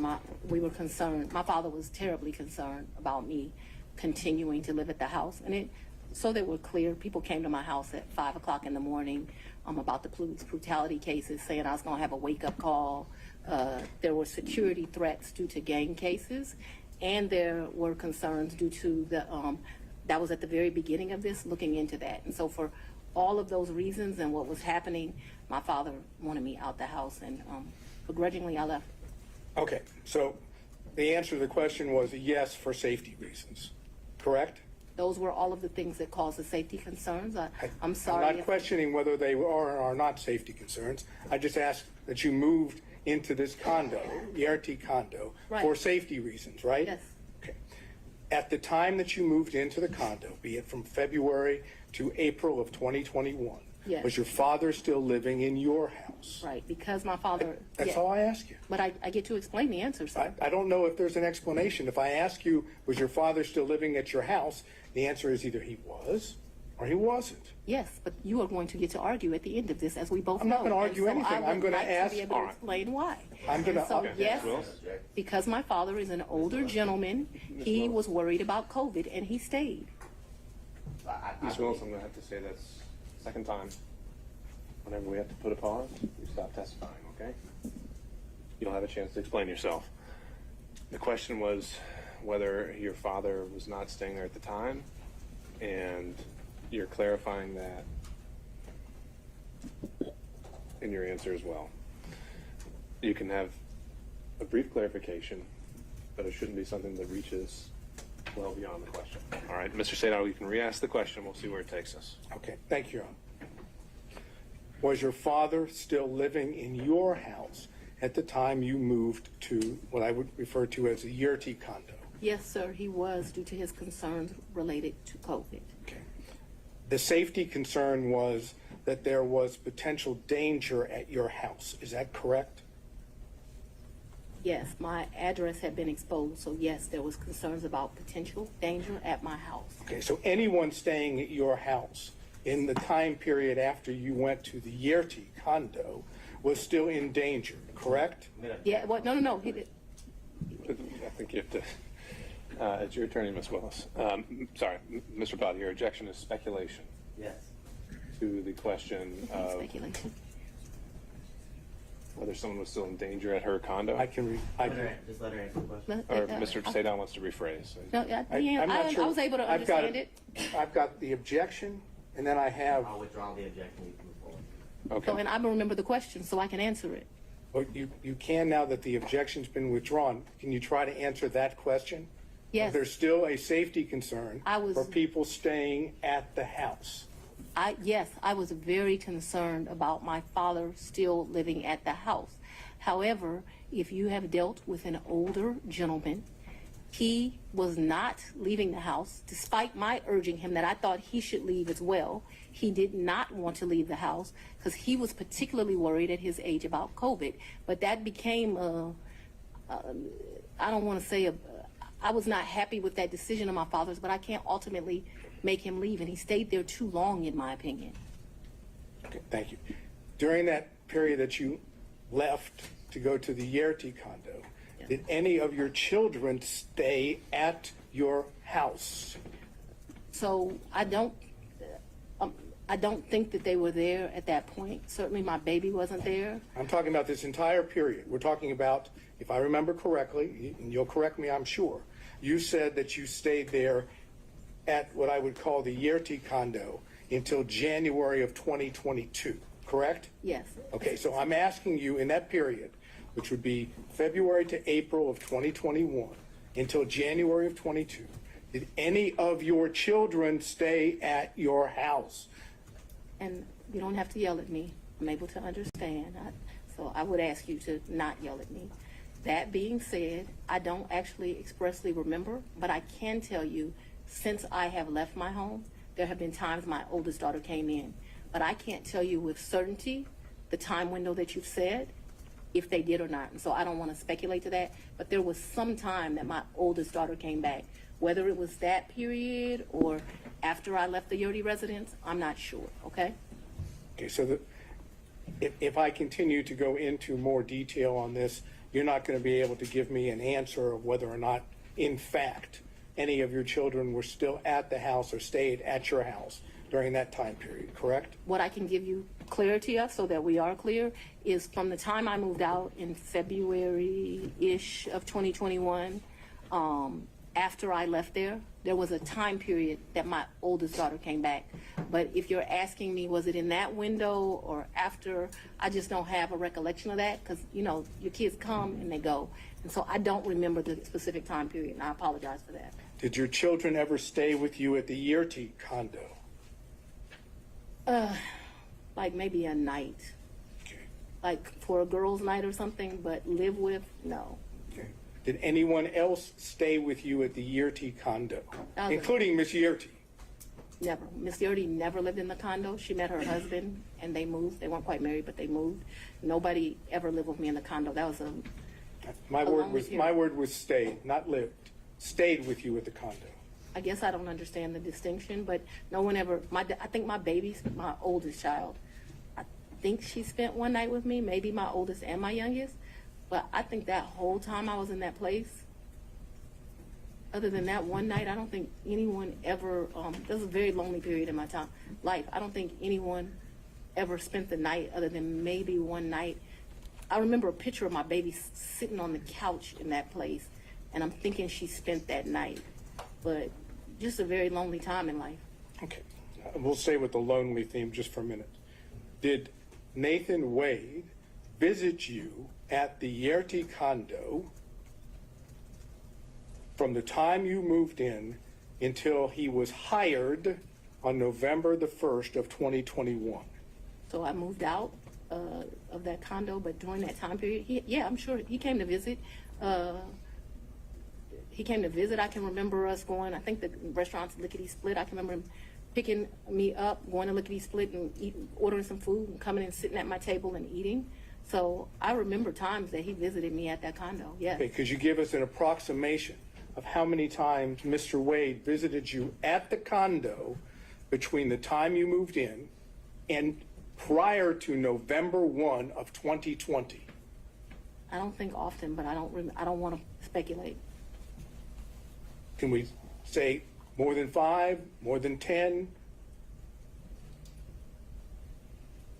I'm going to tell you the problem I'm having here. Let's say more than 10, but I'm not sure that that's even accurate. He certainly has come and picked me up, gone to grab some food to eat. I don't remember him being in that condo a lot. Okay, that's I'm sorry. You want a number, and what I don't want to do... Giving me your current and best recollection is all I'm asking for. That's all I can give you, sir. How many times did any of the prosecution team, how many times did Anna Cross come to that condo between the time you moved in and November 1st of 2021? I don't think Anna's ever been to that condo. What about any other prosecutor that's involved in the prosecution of this case? I don't think any of them have. Just Mr. Wade. That's correct, sir. But it was a lonely time. Oh my God, that 2021, I have a lot of guilt about this time period in my life. Let me tell you why. But yes, it was a lonely time. Okay. I was very appreciative to the citizens for giving me this responsibility and this duty. But what I very, very quickly learned is that this is a very isolating job, and 2021 was a lonely time. I turned 50 in 2021. That's probably one of the worst birthdays I've ever had. I spent it alone. So I have a clear recollection of 2021 being lonely. Okay. Did Mr. Wade ever visit you at the condo, the time period I'm talking about, prior to November of 2021, when Miss Yerty was at the condo? So Miss Yerty and me, we didn't share the condo at the same time. So the answer would be no. But we never stayed there together, so it's an impossibility. It's an impossibility. Yeah. Okay. Now, Miss Yerty, because we need to get clarification on this. Miss Yerty stayed in that place. There may have been a time that me and Mr. Wade visited, like went and saw Miss Yerty, but me and Miss Yerty never lived there together.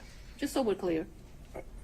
Well, maybe that was clear, but I'm going to have to try again. Okay. Was Miss Yerty still living in the condo when you moved in? Not a day. Okay. So what I'm That was talking... another misrepresentation in this. We never lived together. I never lived with Miss Yerty. My question, though, I'm trying to understand Okay. that after you moved in to the condo, Miss Yerty she was out of the condo, right? She got a house. That's all I'm asking. She's not in the condo. We never stay, Miss Yerty and I never stay a day together in the condo. All of her stuff was out of the condo, and all my stuff, some of my stuff, not all of it obviously, was moved into the condo. So we never stayed there together. No, sir. All right. So when I ask you about Mr. Wade visiting the condo when you were staying there, Yes. Miss Yerty wasn't staying there, correct? That would be correct, yes. She wouldn't be at the condo, correct? No, she would not have been. It would be you and Mr. Wade alone at the condo, correct? Yes. That is, there weren't any other witnesses to Mr. Wade and you at the condo, correct? Yes. No security, none of your security detail. When object, she said it was just her and Mr. Wade. You made your point, Mr. Sadow. Let's move on to the next one. Yes, Your Honor. Who in the prosecution team, prior to, I guess, the motion being filed by Defendant Roman, who in the prosecution team knew of your personal relationship, and now I'm talking romantic, with Mr. Wade? So, sir, I am extremely private. All I ask is who knew. It's not, the answer is no one knew, that's fine. No. I ask you who knew. You can answer, Let me just tell answer you it and this. then explain this, Willis. I am very private. When I supervised Mr. Body and Mr. McAfee, they didn't know who I was dating, but I can assure you I was dating somebody. So that I kept something private, that's my private life, is not any mystery to anyone. It's like a woman doesn't have the right to keep her private life private. And I'm speaking on this because there have been all these intimations. You still haven't answered the question, Ms. Willis. I'm sorry, what was the question, Your Honor? Is there anyone else who knew about it? And then you can explain. I don't know. I don't think so. I certainly didn't go out telling my business to the world.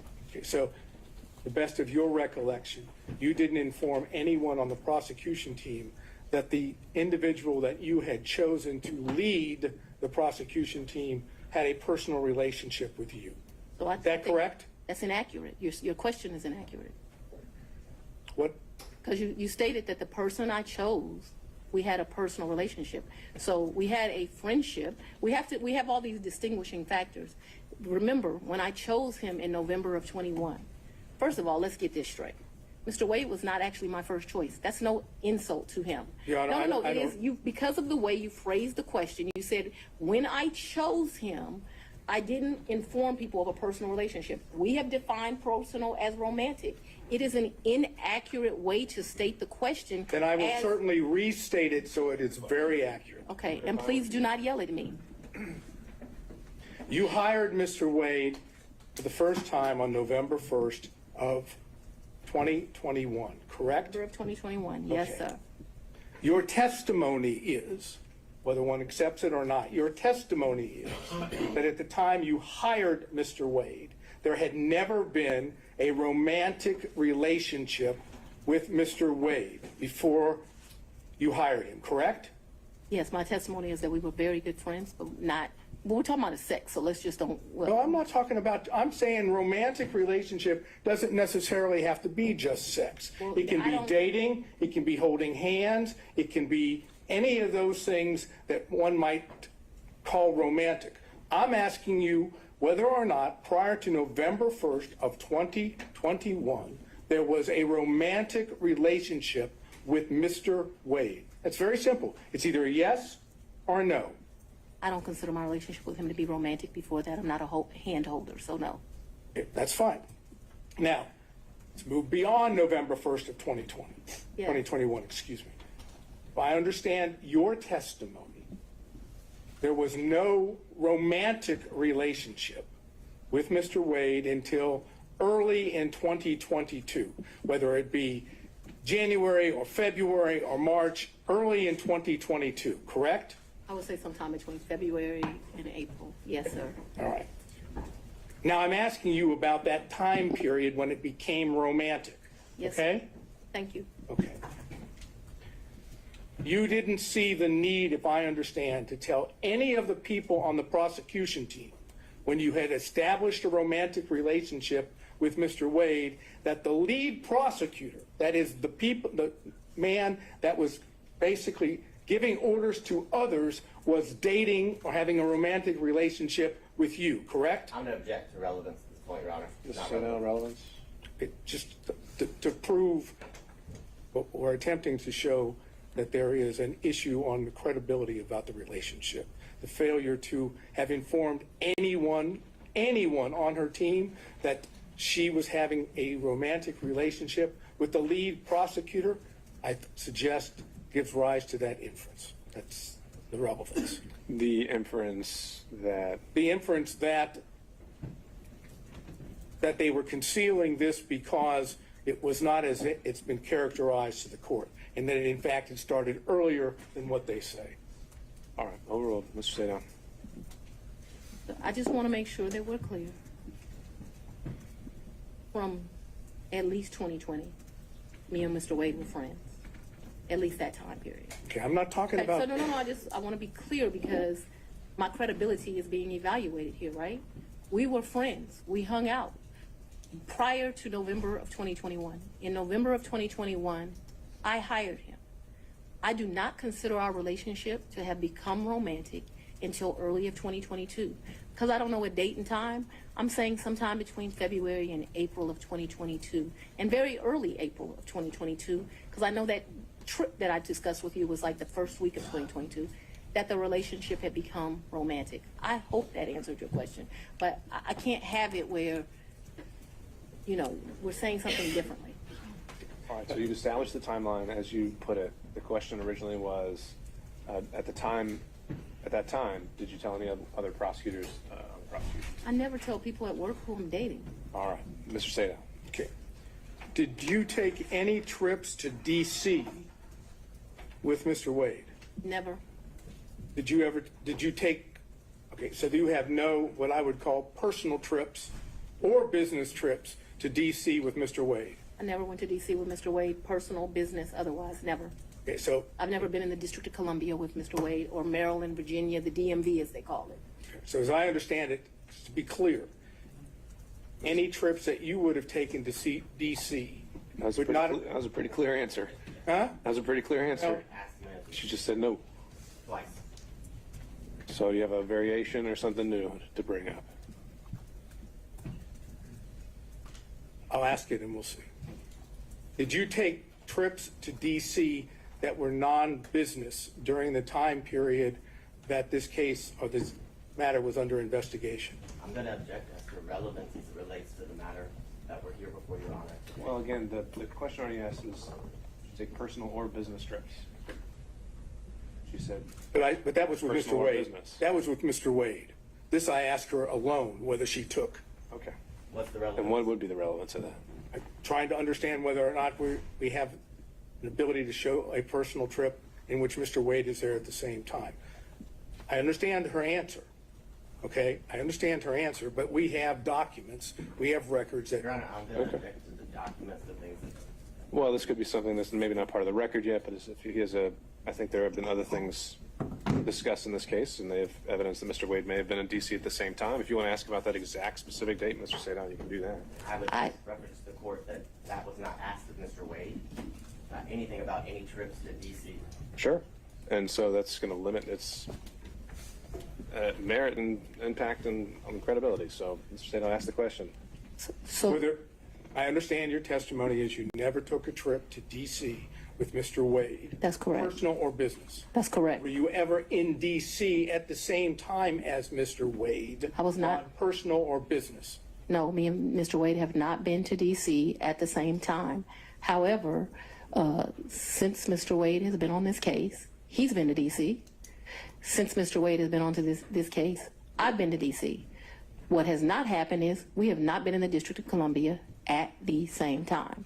Now, the only thing I'm not sure about with what you asked me is if I've been to D.C. personally, because I got a lot of personal friends in that area. But I know that I have been to D.C. I did an interview at Howard University. I went to D.C. for that. Seems like I've been to D.C. one other time. Oh, I went to D.C. for the Global Summit. Actually, yeah, those were two separate trips. My next question is based on her opening the door, and therefore I'll just ask it, and Your Honor can decide whether or not it's appropriate. When you went to D.C., did you go to the White House? I did not go to the White House. No. Well, Apparently, I'm going to get the answer anyhow. there you have it. Next question. Okay. You indicated your best recollection was that your relationship with Mr. Wade, the romantic relationship, ended, you left it in August of 2023. That sound right? That's the hard conversation. That's not the. We've covered this. Next question. And you characterized it as a tough conversation, correct? Yes. I'm not going to get into the conversation per We se. should. Well, if he doesn't want to, we won't go there. So, Mr. Sadow, next question.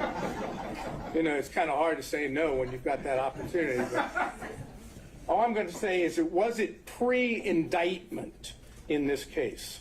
So, We know the timeline that the indictment was delivered. but actually, and so that I'll we're give you clear, that. the physical relationship ended pre-indictment.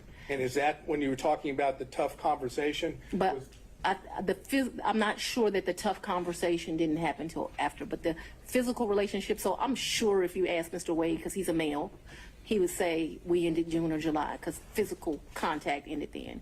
Just in my mind, being a woman, it's over when you have that like hard conversation.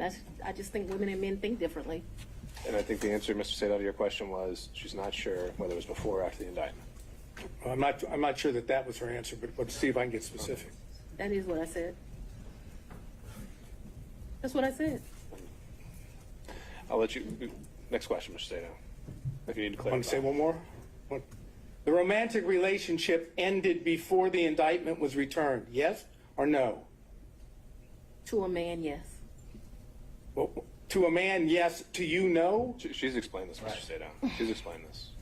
And did the forthcoming indictment have anything to do with that? Or was it just a coincidence? Mr. Let's go on and have the conversation. I've just asked you whether or not it was a coincidence. Had absolutely nothing to do with this. It's interesting that we're here about this money. Mr. Wade is used to women that, as he told me one time, the only thing a woman can do for him is make him a sandwich. We would have brutal arguments about the fact that I am your equal. I don't need anything from a man. A man is not a plan. A man is a companion. And so there was tension always in our relationship, which is why I would give him his money back. I don't need anybody to foot my bills. The only man who's ever foot my bills completely is my daddy. Is there anything else you would like to add to that? No. Sure. But I'm sure we'll talk about it further. No, we're not going to talk about it further. All right, no back and forth, Mr. Sato. Next question. My next question is something that that has to do with what I've characterized as the church speech. Let me just tell you what the question is, because I know that's not something. Preserve it for the record. Huh? You can preserve the question for the record, but then we'll move on. That's correct. Thank you. When you gave what I've referred to as the Martin Luther King weekend church speech, you know what I'm referring to? A great honor of mine. That's a historic African-American church. Yes, I do. Okay. Did you have handwritten notes with you that you were reading from during the speech? And on second thought, Mr. Sato, because you might have a number of questions about this, why don't we just bullet point what you would want to cover on this to preserve for the record, and then we'll move on to the next topic. Okay. Since I had laid out before that the forensic misconduct isn't a subject So of the do I evidentiary not hearing. get an answer for that? That's right. Okay.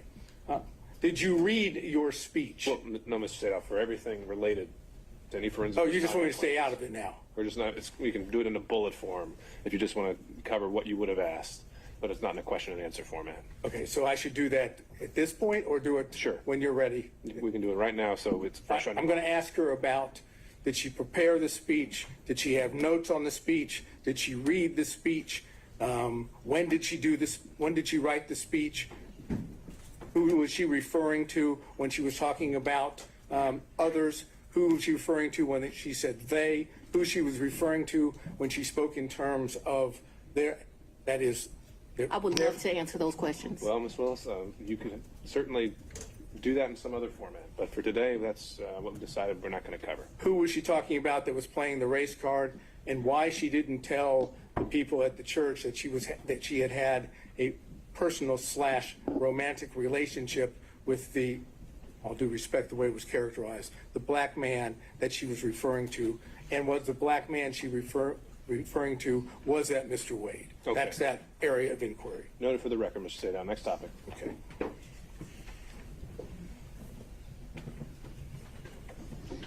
I realize that you've testified that you have no records that with regard to cash payments, Yes. correct? Mm-hmm.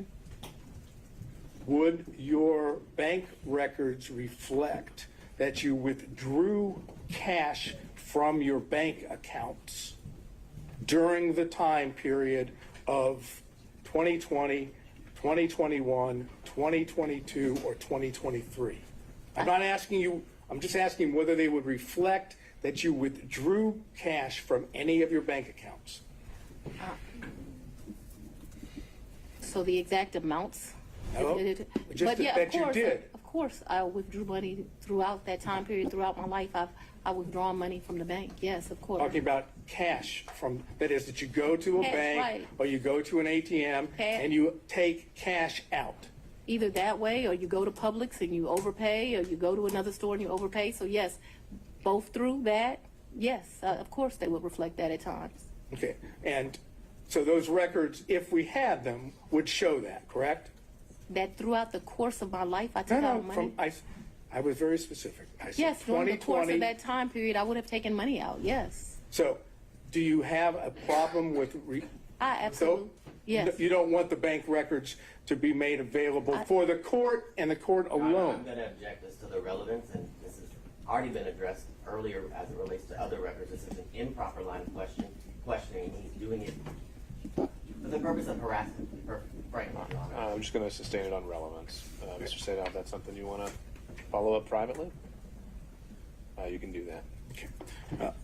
Last area, briefly. Yes, sir. You had contact with Mr. Wade in the year 2020, correct?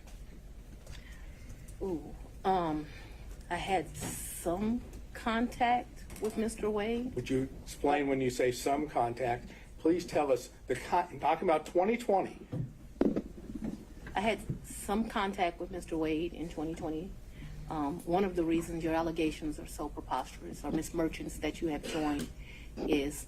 Ma'am, No, I no, didn't no. ask you about the allegations. I asked you about your contact. That's all I ask you, okay? I appreciate that you want to say something, but I'm interested in, did you have contacts with Mr. Wade in 2020?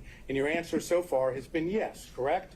Very limited contact because Mr. Wade had a form of cancer that makes your allegations somewhat ridiculous. And I do appreciate the I'm not going to characterization. emasculate a black man, but I'm just telling you. I'm that sorry, what? I'm not going to emasculate a black man. Did you understand that? All right, Well, I don't let's think get we should back on discuss track. further. Mr. Sadow, next question. Trying to, Your Honor. Would you tell us on the occasions in 2020 that you had contact with Mr. Wade? I'm sorry, I thought I had answered that. Yes, sir, there were times in 2020 I had contact, but 2020 was a year I was running for office. It was a year that he was going through some serious medical issues, and I did not have much contact, but I certainly had contact with him in 2020. Did you It go wasn't- out to eat with him? Maybe, probably. Did you visit him in any location, his office, or did he visit you in your office in 2020? I am sure I'm sure, ooh, that's a very good question.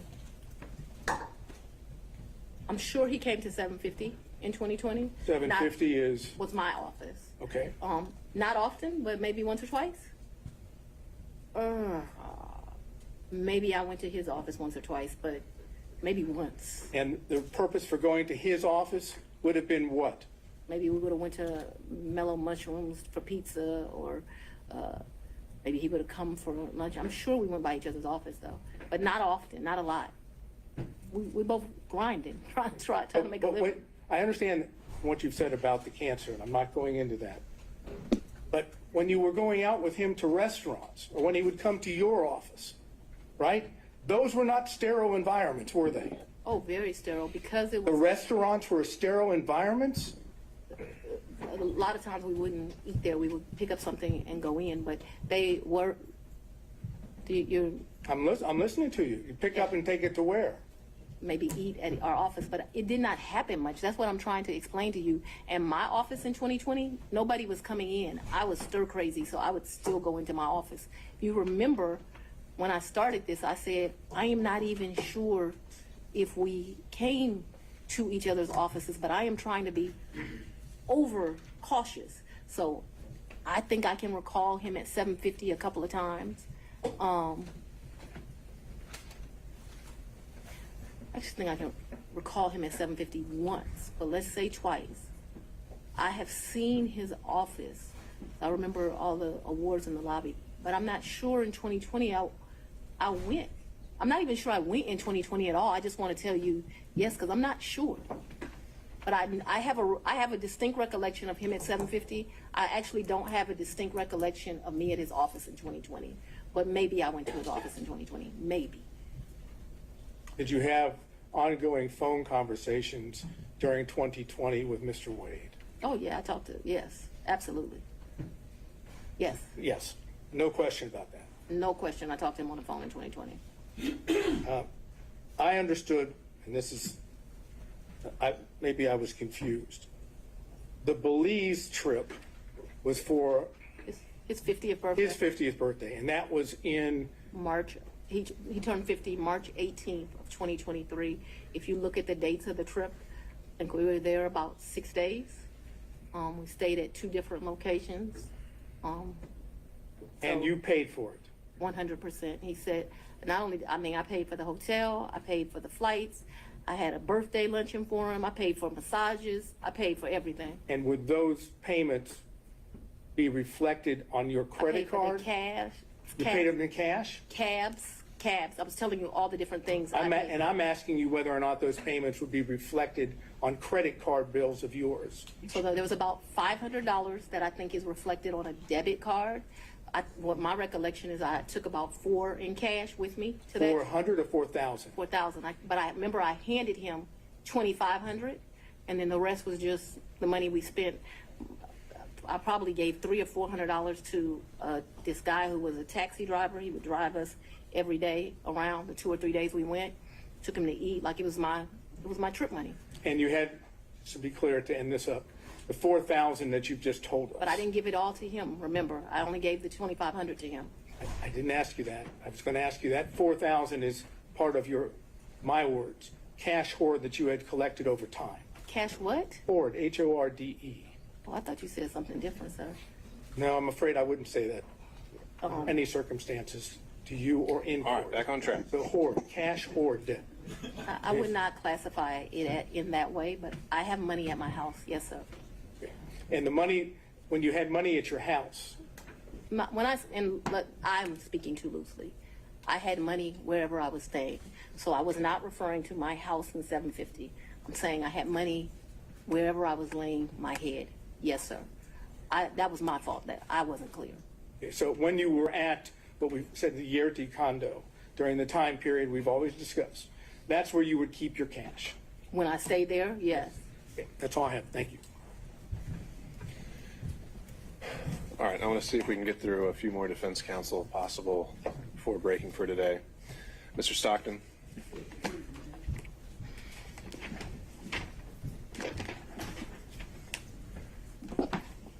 Madam District Attorney, I'm Alan Stockton. I don't think we've had the pleasure of meeting. It's a pleasure to meet you, sir.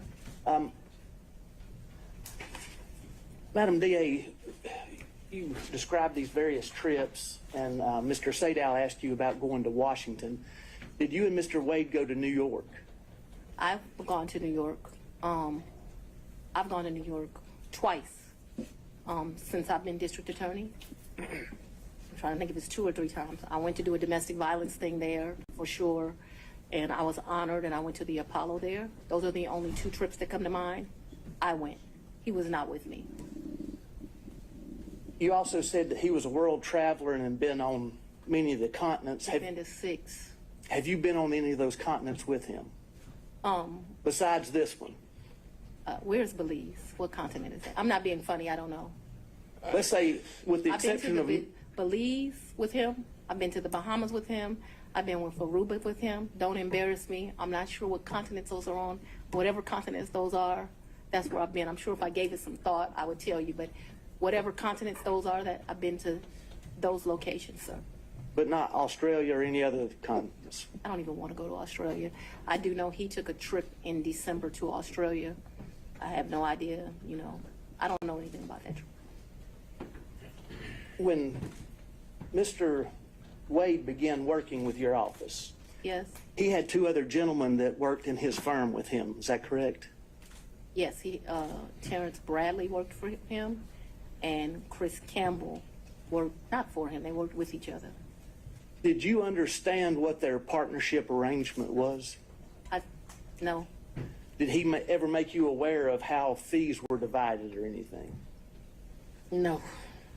Now, since you have been district attorney, the 2 gentlemen that worked with Mr. Wade and his firm, they also had contracts with your office. Is that correct? I probably had two. I don't. I don't know if we've covered this in Ms. Willis, but I still don't know what the relevance would be of her testifying to this. But I've had about 10 people. Oh, I'm sorry. Do you want me to answer Let's or figure no? this out.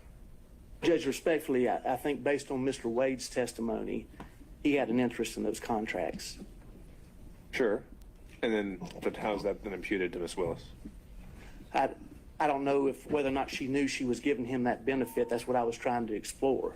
Okay. Well, maybe we can start with that question, and then if she doesn't know about it, then the ins and outs of all the contracts wouldn't be quite as relevant. Judge, to lay a foundation for that, though, Let's see where it respectfully, I need takes us. to. Go ahead. The two gentlemen that were in Mr. Wade's office, did they have what I think's been referred to as a taint contract? So let me be clear, and I may get the names wrong. When I first became DA, the office was not properly staffed. And so I'm surprised any lawyer would take it, but I did a contract for like $60 an hour to help us out with first appearance. That lasted a few months. Okay, so I can't remember if Bradley or Campbell had that. I'm sure we can have records and I can tell you which one, but I just can't remember now. I liked their experience. Bradley had been a probation officer and a defense attorney. Campbell had been a police officer and a defense attorney. There's a reason I'm telling you this. Then that contract, like I said, it didn't last long. It was just, I was aggressively hiring. As soon as I got where I felt like I had first appearance, enough lawyers for that, I let them go. Then we had what's called a filter contract, but it was not filter for this particular case. I do have a lawyer who does the filter for this election interference case. When we're talking about filter, the contract they had that neither one of them has any longer, I now have another lawyer that does that for me. It was only for police brutality cases. It's for what I call so when I first got to be the DA, I had, the whole unit was called anti-corruption. It dealt with both elections and police brutality cases. I actually took a trip to Houston and visited the district attorney in Houston. They divided their work up, and I thought the way she was doing it was better than me. And so I made a civil rights unit. And so they did what we would classify as civil rights cases. Those are specifically the police brutality cases. When I first took over, I was told Paul had not filtered 5 cases. That was a joke. It ended up being the 101 cases. They weren't filtered, which is why I hired 2 of them. Eventually, we got it down enough that it was 1 of them. And then now I still have 1 lawyer that does it, but now I've been able to cut those cases down to like 30.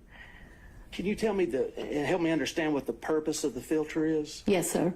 So what a filter is police officers make statements in the line of duty, and you are not allowed as the prosecutor to know what those statements are if they're done in the furtherance of their employment. And in fact, if you know what those statements are, you're basically disqualified from the case. You can't have it anymore. So what our policy is, I think I pay them like a $50 flat fee. They pick the case up directly from the GBI because that's where those cases go to. And then what they are to do is to go through the entire file. So the body cam, which is important because sometimes they'll make a statement to their supervisor on body cam, in the police reports where they write things. If it would be easy if it was just some statement of the police officer, but what you find out is these statements are embedded in it. And so what your filter lawyer does is they go through it, they either redact it out electronically or they cross it out, and then once it is crossed out, then they provide it to my team, and then we're able to look at it. That was not being done appropriately when I became district attorney. I thought that it had only been, so Mr. Howard had some Chinese wall thing that I didn't think worked at all, where allegedly those cases were properly redacted. That ended up being a joke. And so the 5 cases really turned into, I'm not going to say all 101, but a vast majority. That is the work that Mr. Bradley and Mr. Campbell did for me. They did a really good job. All of those cases that we originally came with, they're done. Those cases they're not just done for Mr. Bradley and Mr. Campbell, they're done through my office. But obviously life is not stagnant. There have been new police cases. I do have a lawyer that is doing that work now. That doesn't work for me. That's same kind of deal. I have another lawyer that does filtering for this case, completely separate. So in the same private office, you had a filter contract, then you had somebody else handling first appearances and so forth, and then you had a special prosecutor. Is that correct?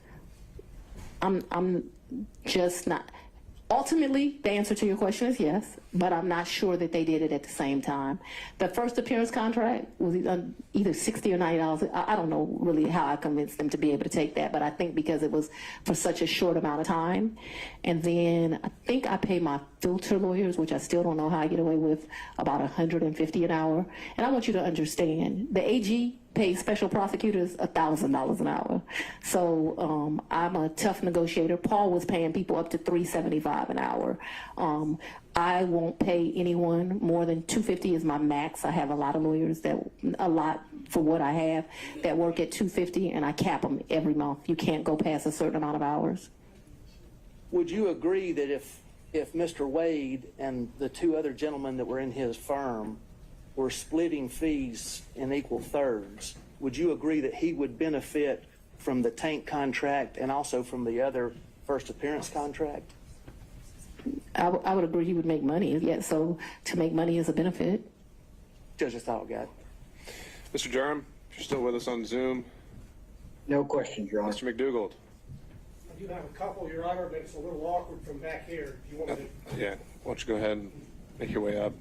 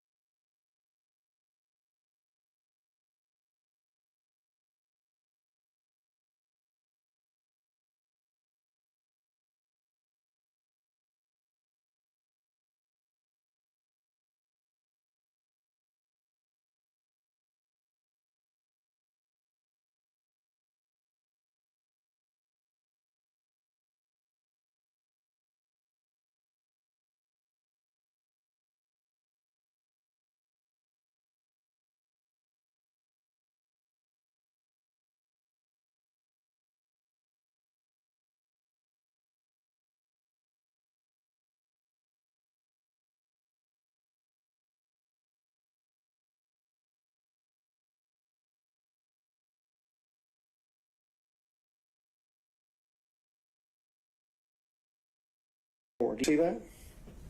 I don't, but I believe you. It would be on page 2 in the middle, paragraph number 3.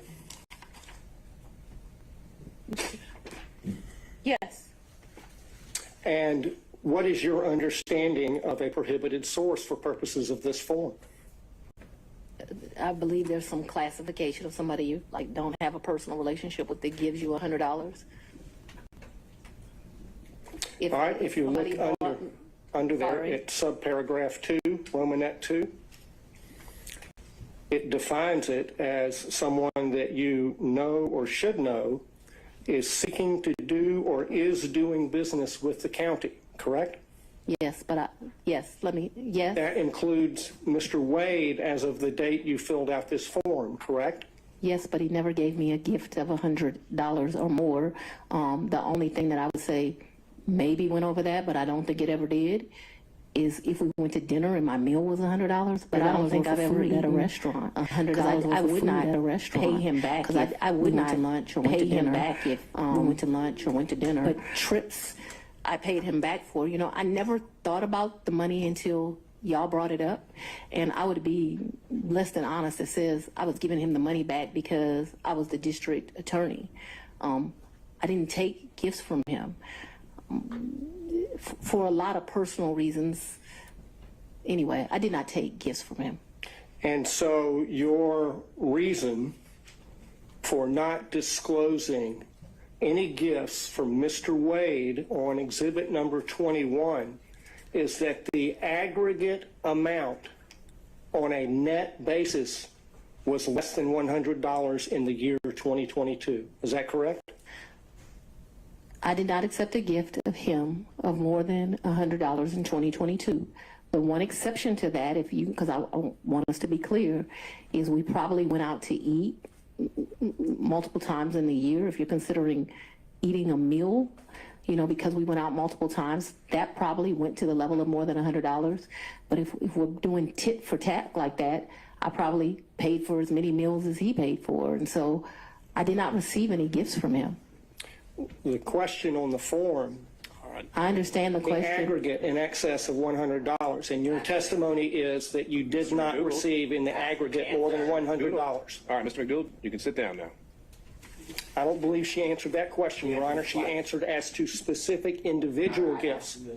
And you're not listening to my answer either, so we're done. Very well. Okay. Mr. Rice. No further questions. Mr. Gillen.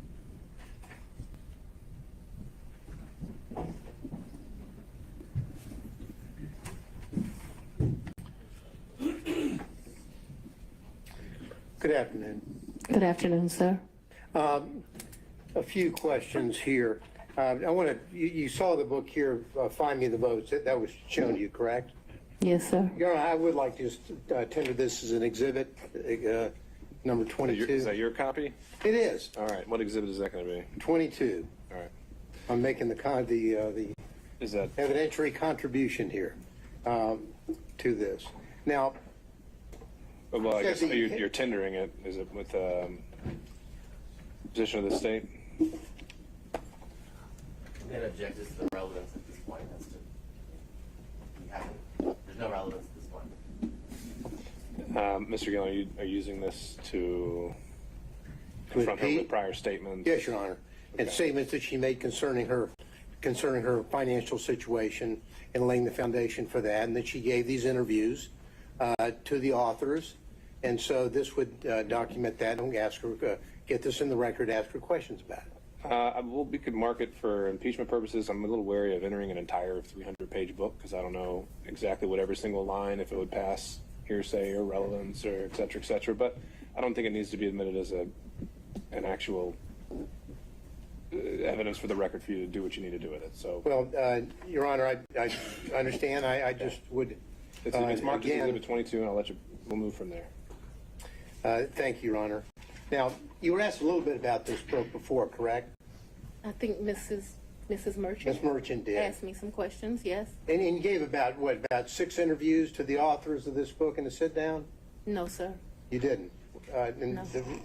Was it? She answered how many interviews she gave, in her opinion.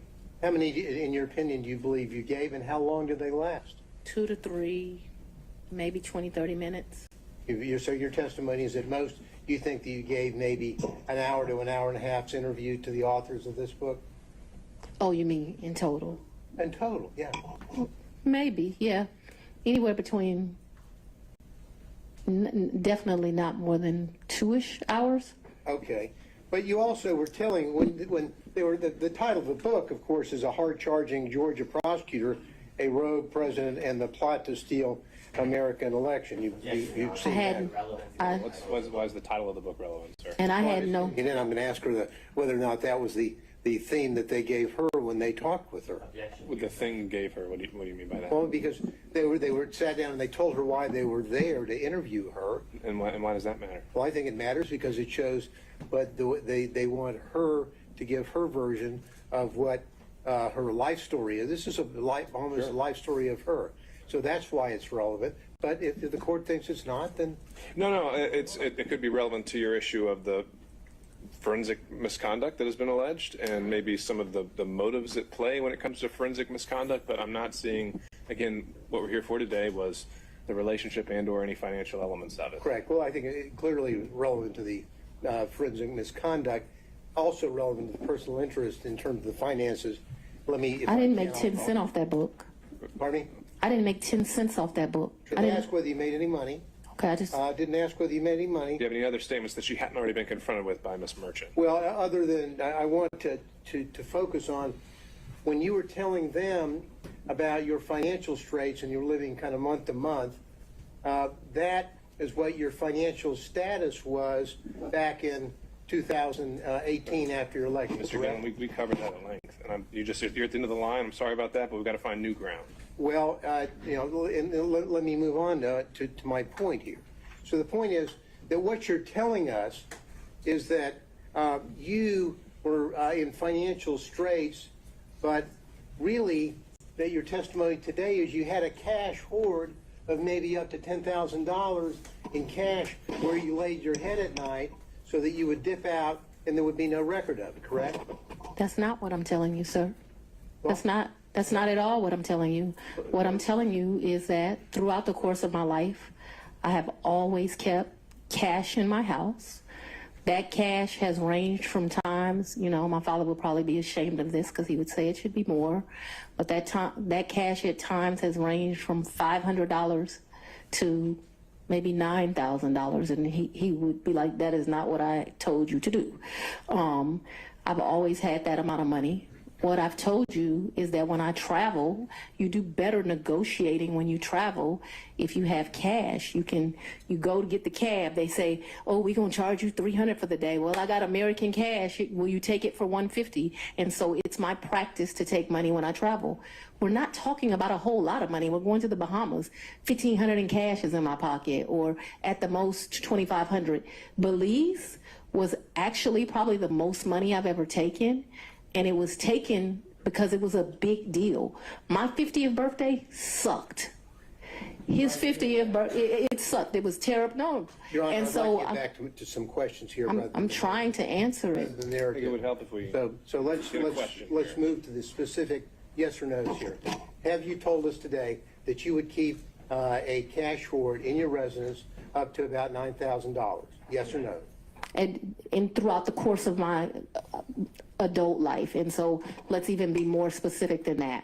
Probably from the time... Your Honor, I'm only asking for yes or no rather than speech. And we have already covered this, so I need to but get to that point. I know you're laying the foundation, but it's already been laid. So yes. The filibuster is here. I'm trying to move through the filibuster. Yeah, but we're not talking about a lot of... And so it could be $2,000, it could be $1,500, it could be $7,500. It just depends on what you're doing at that time. What I'm telling you is when I traveled, I took cash.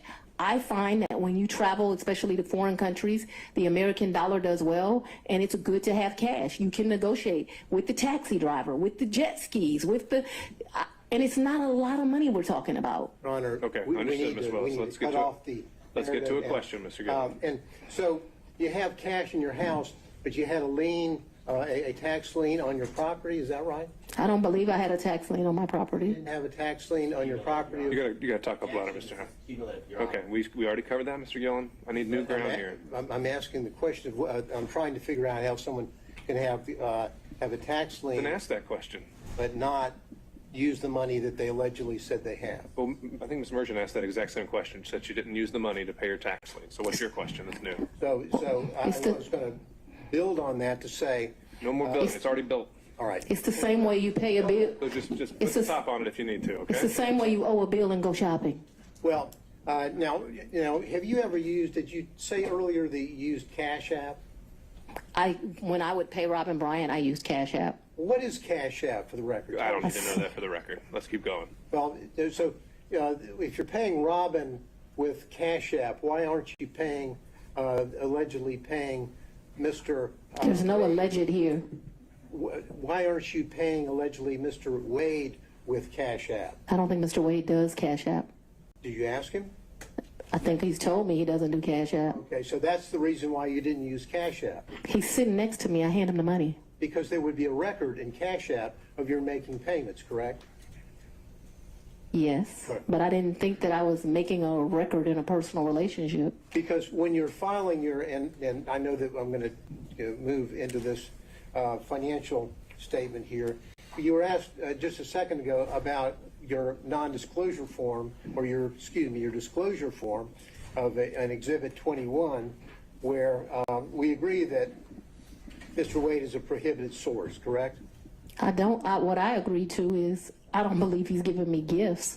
You would like to classify these trips as gifts, but I've always paid my fair share on these trips, so I did not look at them as gifts.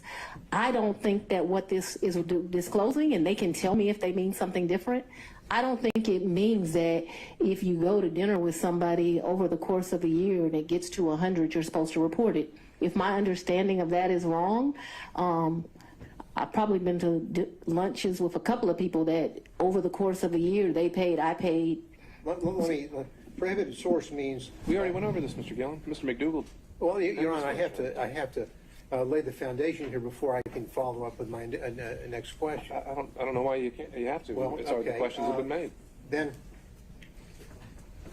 your 2022 disclosure form did not list any of the thousands and thousands of dollars that Mr. Wade paid for on trips that you were on. Isn't that correct? That's because Mr. Wade was paid that money back, or he was paid due to the fact that I bought the plane ticket or I paid for the hotel. There were never money that he gave me. That wasn't the nature of our relationship. You know, there's so many men, and Mr. Wade is one of them, where the nature of the relationship is they're just paying a woman. The nature of our relationship is companionship and friendship. Despite the way people would like to paint certain women, it's just not true. Final question. And not a single solitary documentary piece of evidence showing that you have withdrawn the cash to pay him back. Thank you, Mr. Gill. That's not accurate. Thank you. Okay, Mr. McCullough, on behalf of Mr. Floyd. All right, and Mr. Cromwell on behalf of Ms. Latham. Great thing about becoming last is most of your questions. I had one question, Ms. Willis. Can you hear me? Yes, sir. In the time period between February of 2021 and January of 2022, while you were staying at the Yurdi condo, did your father ever come and visit you during that time period at the Yurdi condo? He did not. That's all I have. Thank you, Your Honor. All right, Ms. Cross, I would imagine you have a number of topics to cover with Ms. Willis that'll take more than 10 to 15 minutes. I do. Okay. Then I think we've reached a stopping point for today. And so, Ms. Willis, I'd ask you if you could step down now. And I'd also remind you that you're not to discuss your testimony or that of any other witness until tomorrow morning. Be back here, and we'll begin again at 9 a.m. 9 a.m. We'll do 9 a.m. this time tomorrow. Before we recess for today, I want to check in on logistics, and I'll ask Ms. Merchant. Once the testimony of Ms. Willis is concluded, how many other witnesses do you anticipate calling?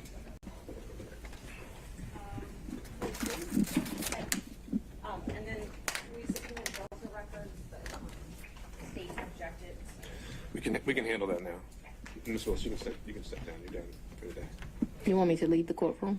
Or you can sit at the council table. We don't need you in the witness box. All right, so 2 witnesses, and then querying other defense counsel. I know Mr. Gillen, there was a potential witness that was objected to by the state, so there's another one there. And we can talk about that. Were there any other witnesses anticipated from any defense counsel? All right, seeing no show of hands, and then Ms. Cross, any witnesses on your behalf? I expect so, Your Honor, and I expect that to take 4 to 5 hours. Okay, and how many witnesses would you imagine? Without committing myself to a final number, my best guess at this point would be 3 to 4. Okay.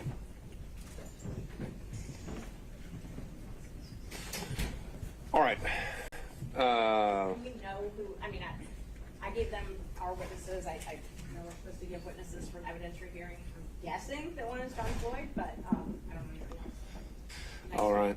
No, I understand, Ms. Merchant. However, I don't think at this point there's any statutory requirement. We have the standing order that, for expert witnesses, and if state doesn't want to extend that courtesy, then I think you're stuck with it.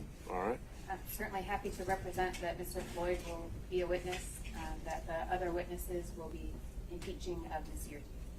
Okay. All right, let's take up these last couple issues here before we break then. The issue of the Delta Airlines records. The motion to quash was filed by the state on behalf of Mr. Willis, I believe. I didn't file a motion, Your Honor. Oh, excuse me. What my representation was that I just got notice of them, I think it was yesterday. Okay. And so now that I've had the review of them, I object to the general fishing expeditions. I've introduced a new record today that was from Delta. To my knowledge, there's going to be no further new production in the Delta records. I don't want to burden the court with anything. If the court wants to take a look at it and see if there's anything different than that, I don't have an objection. I don't like the idea that we're just looking for anything. I don't want to put an obligation on the court, but I'm happy to agree to it in camera if that's something the court's interested in. And so, Ms. Merchant, I take it. All right, so, Ms. Merchant, I take it the purpose of this subpoena. Martin Luther I'm gonna need you to step out. Step out, man.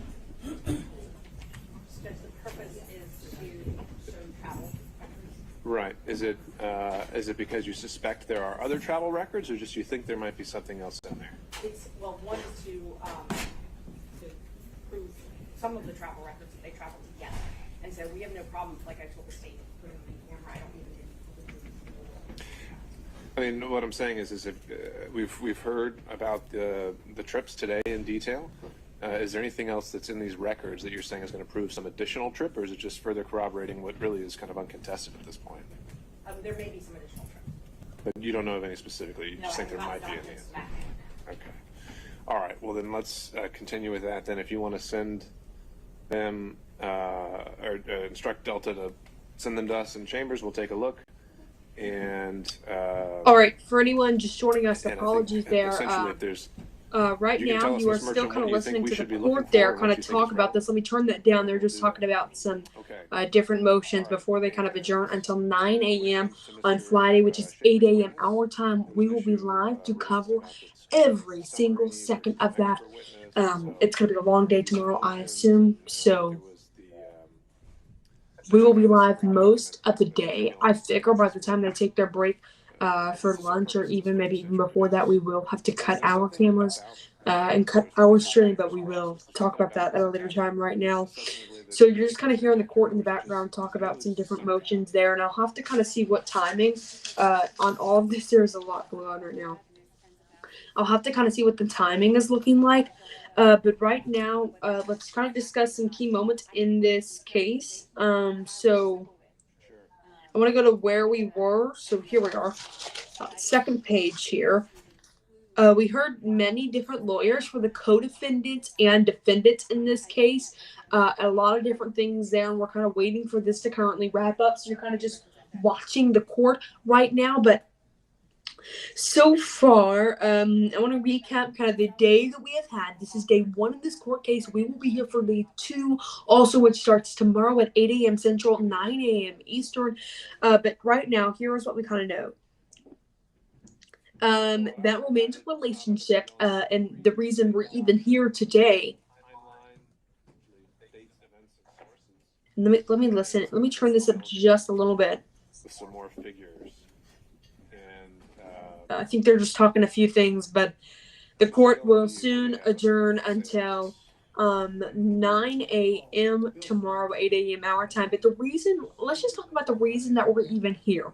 The reason that we're here is because of a relationship between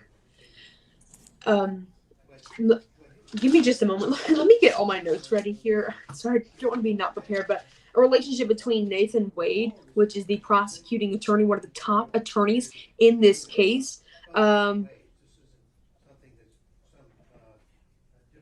also to the attorney. Guys, I'm losing my mind. To the district attorney, Fani Willis. So that is kind of what this case brings here. So as we kind of watch the court wrapping up today, we all come here today for day one of an alleged relationship that's kind of now been confirmed here between Nathan Wade and attorney. I keep saying attorney here. I mean district attorney, Fani Willis. So today she basically clarified a few information things and a few things like that nature. And let me look up when.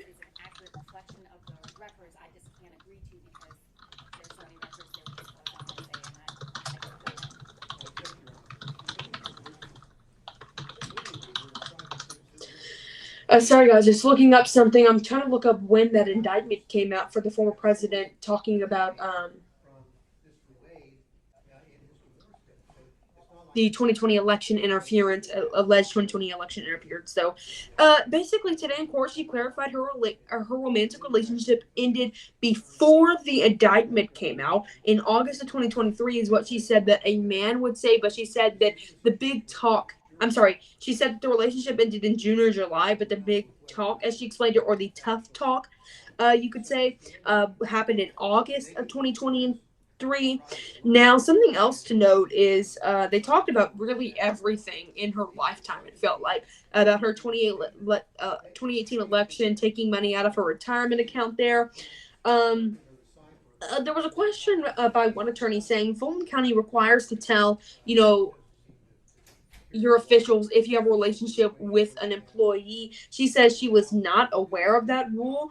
Now, she did say that Wade came to visit her in her condo more than 10 times. But she said that may not even be accurate, so it was kind of questionable there on that incident. She says, I never tell people at work who I'm dating. She said their physical relationship ended pre-indictment, June or July. As I was just saying, June or July is when their relationship ended, but August is when the tough talk, as she explained it, occurred. So as you're still kind of looking at the court here as it wraps up for day one, let's talk about some other things that happened. They talked about her trips that she had here. The characterization isn't something that's going to be determinative. I don't think I'm bound. And I don't want that to be too loud in the background, but she talked about some of the things that occurred, or some of the vacations she took with Nathan Wade. She said they took a relationship in October, a cruise with Nathan Wade's mother. I'm going to refer to him as Wade here. Then went to Aruba again with Wade's mother. Then took a New Year's Eve trip to the Bahamas. Then went to Belize. They said they stayed there for 6 days. It was on Wade's 50th birthday. She says he was going through a rough time. Napa Valley was also a trip they took together. She says it was May, close to Mother's Day, as she recalls. Other trips that were driving trips included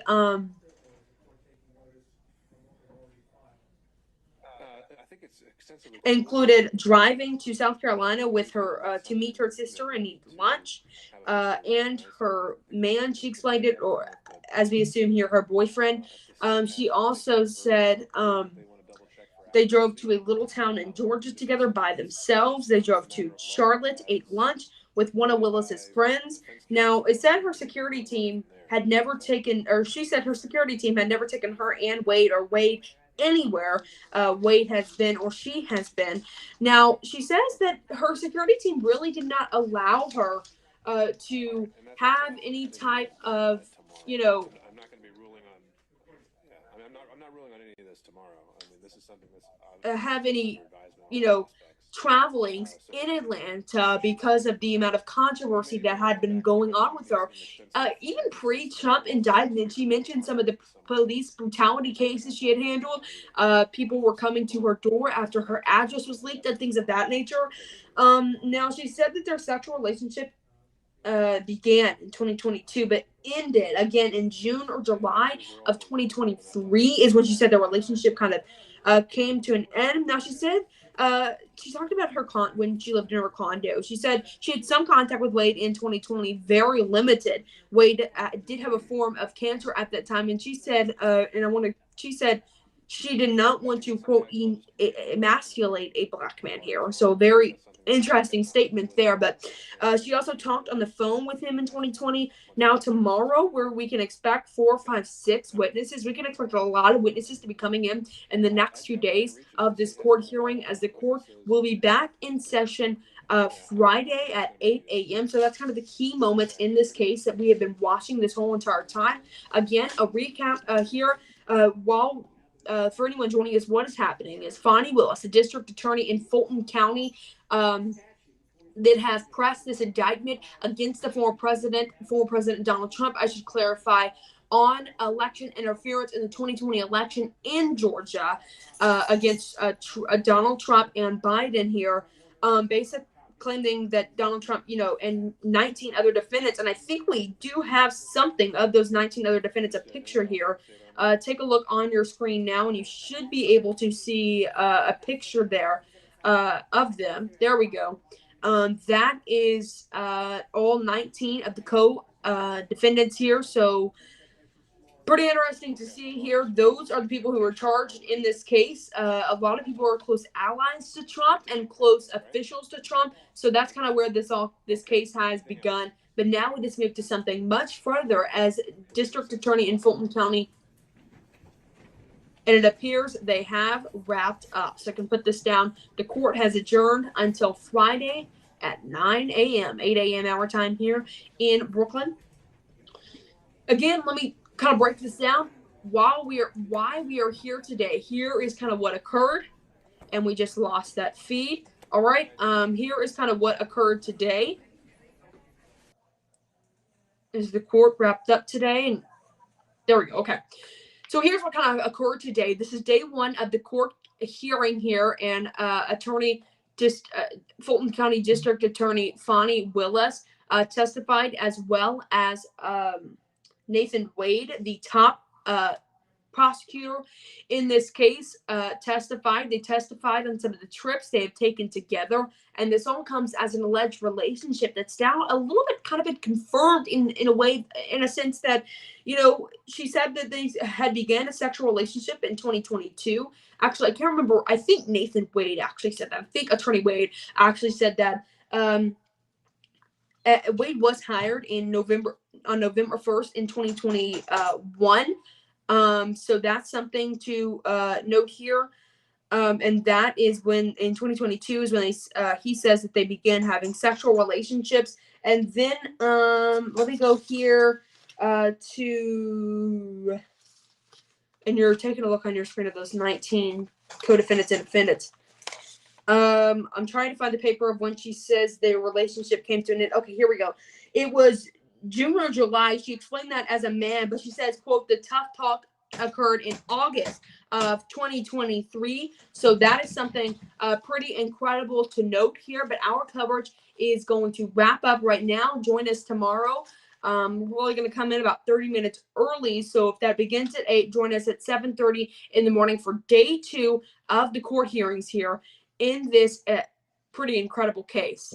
I'm Jackson Mitchell. The court has adjourned at this point in the case having to do with Donald Trump's election interference case and District Attorney of Fulton County in Georgia, Fani Willis. I'm Jackson Mitchell with Brookland News, and thanks so much for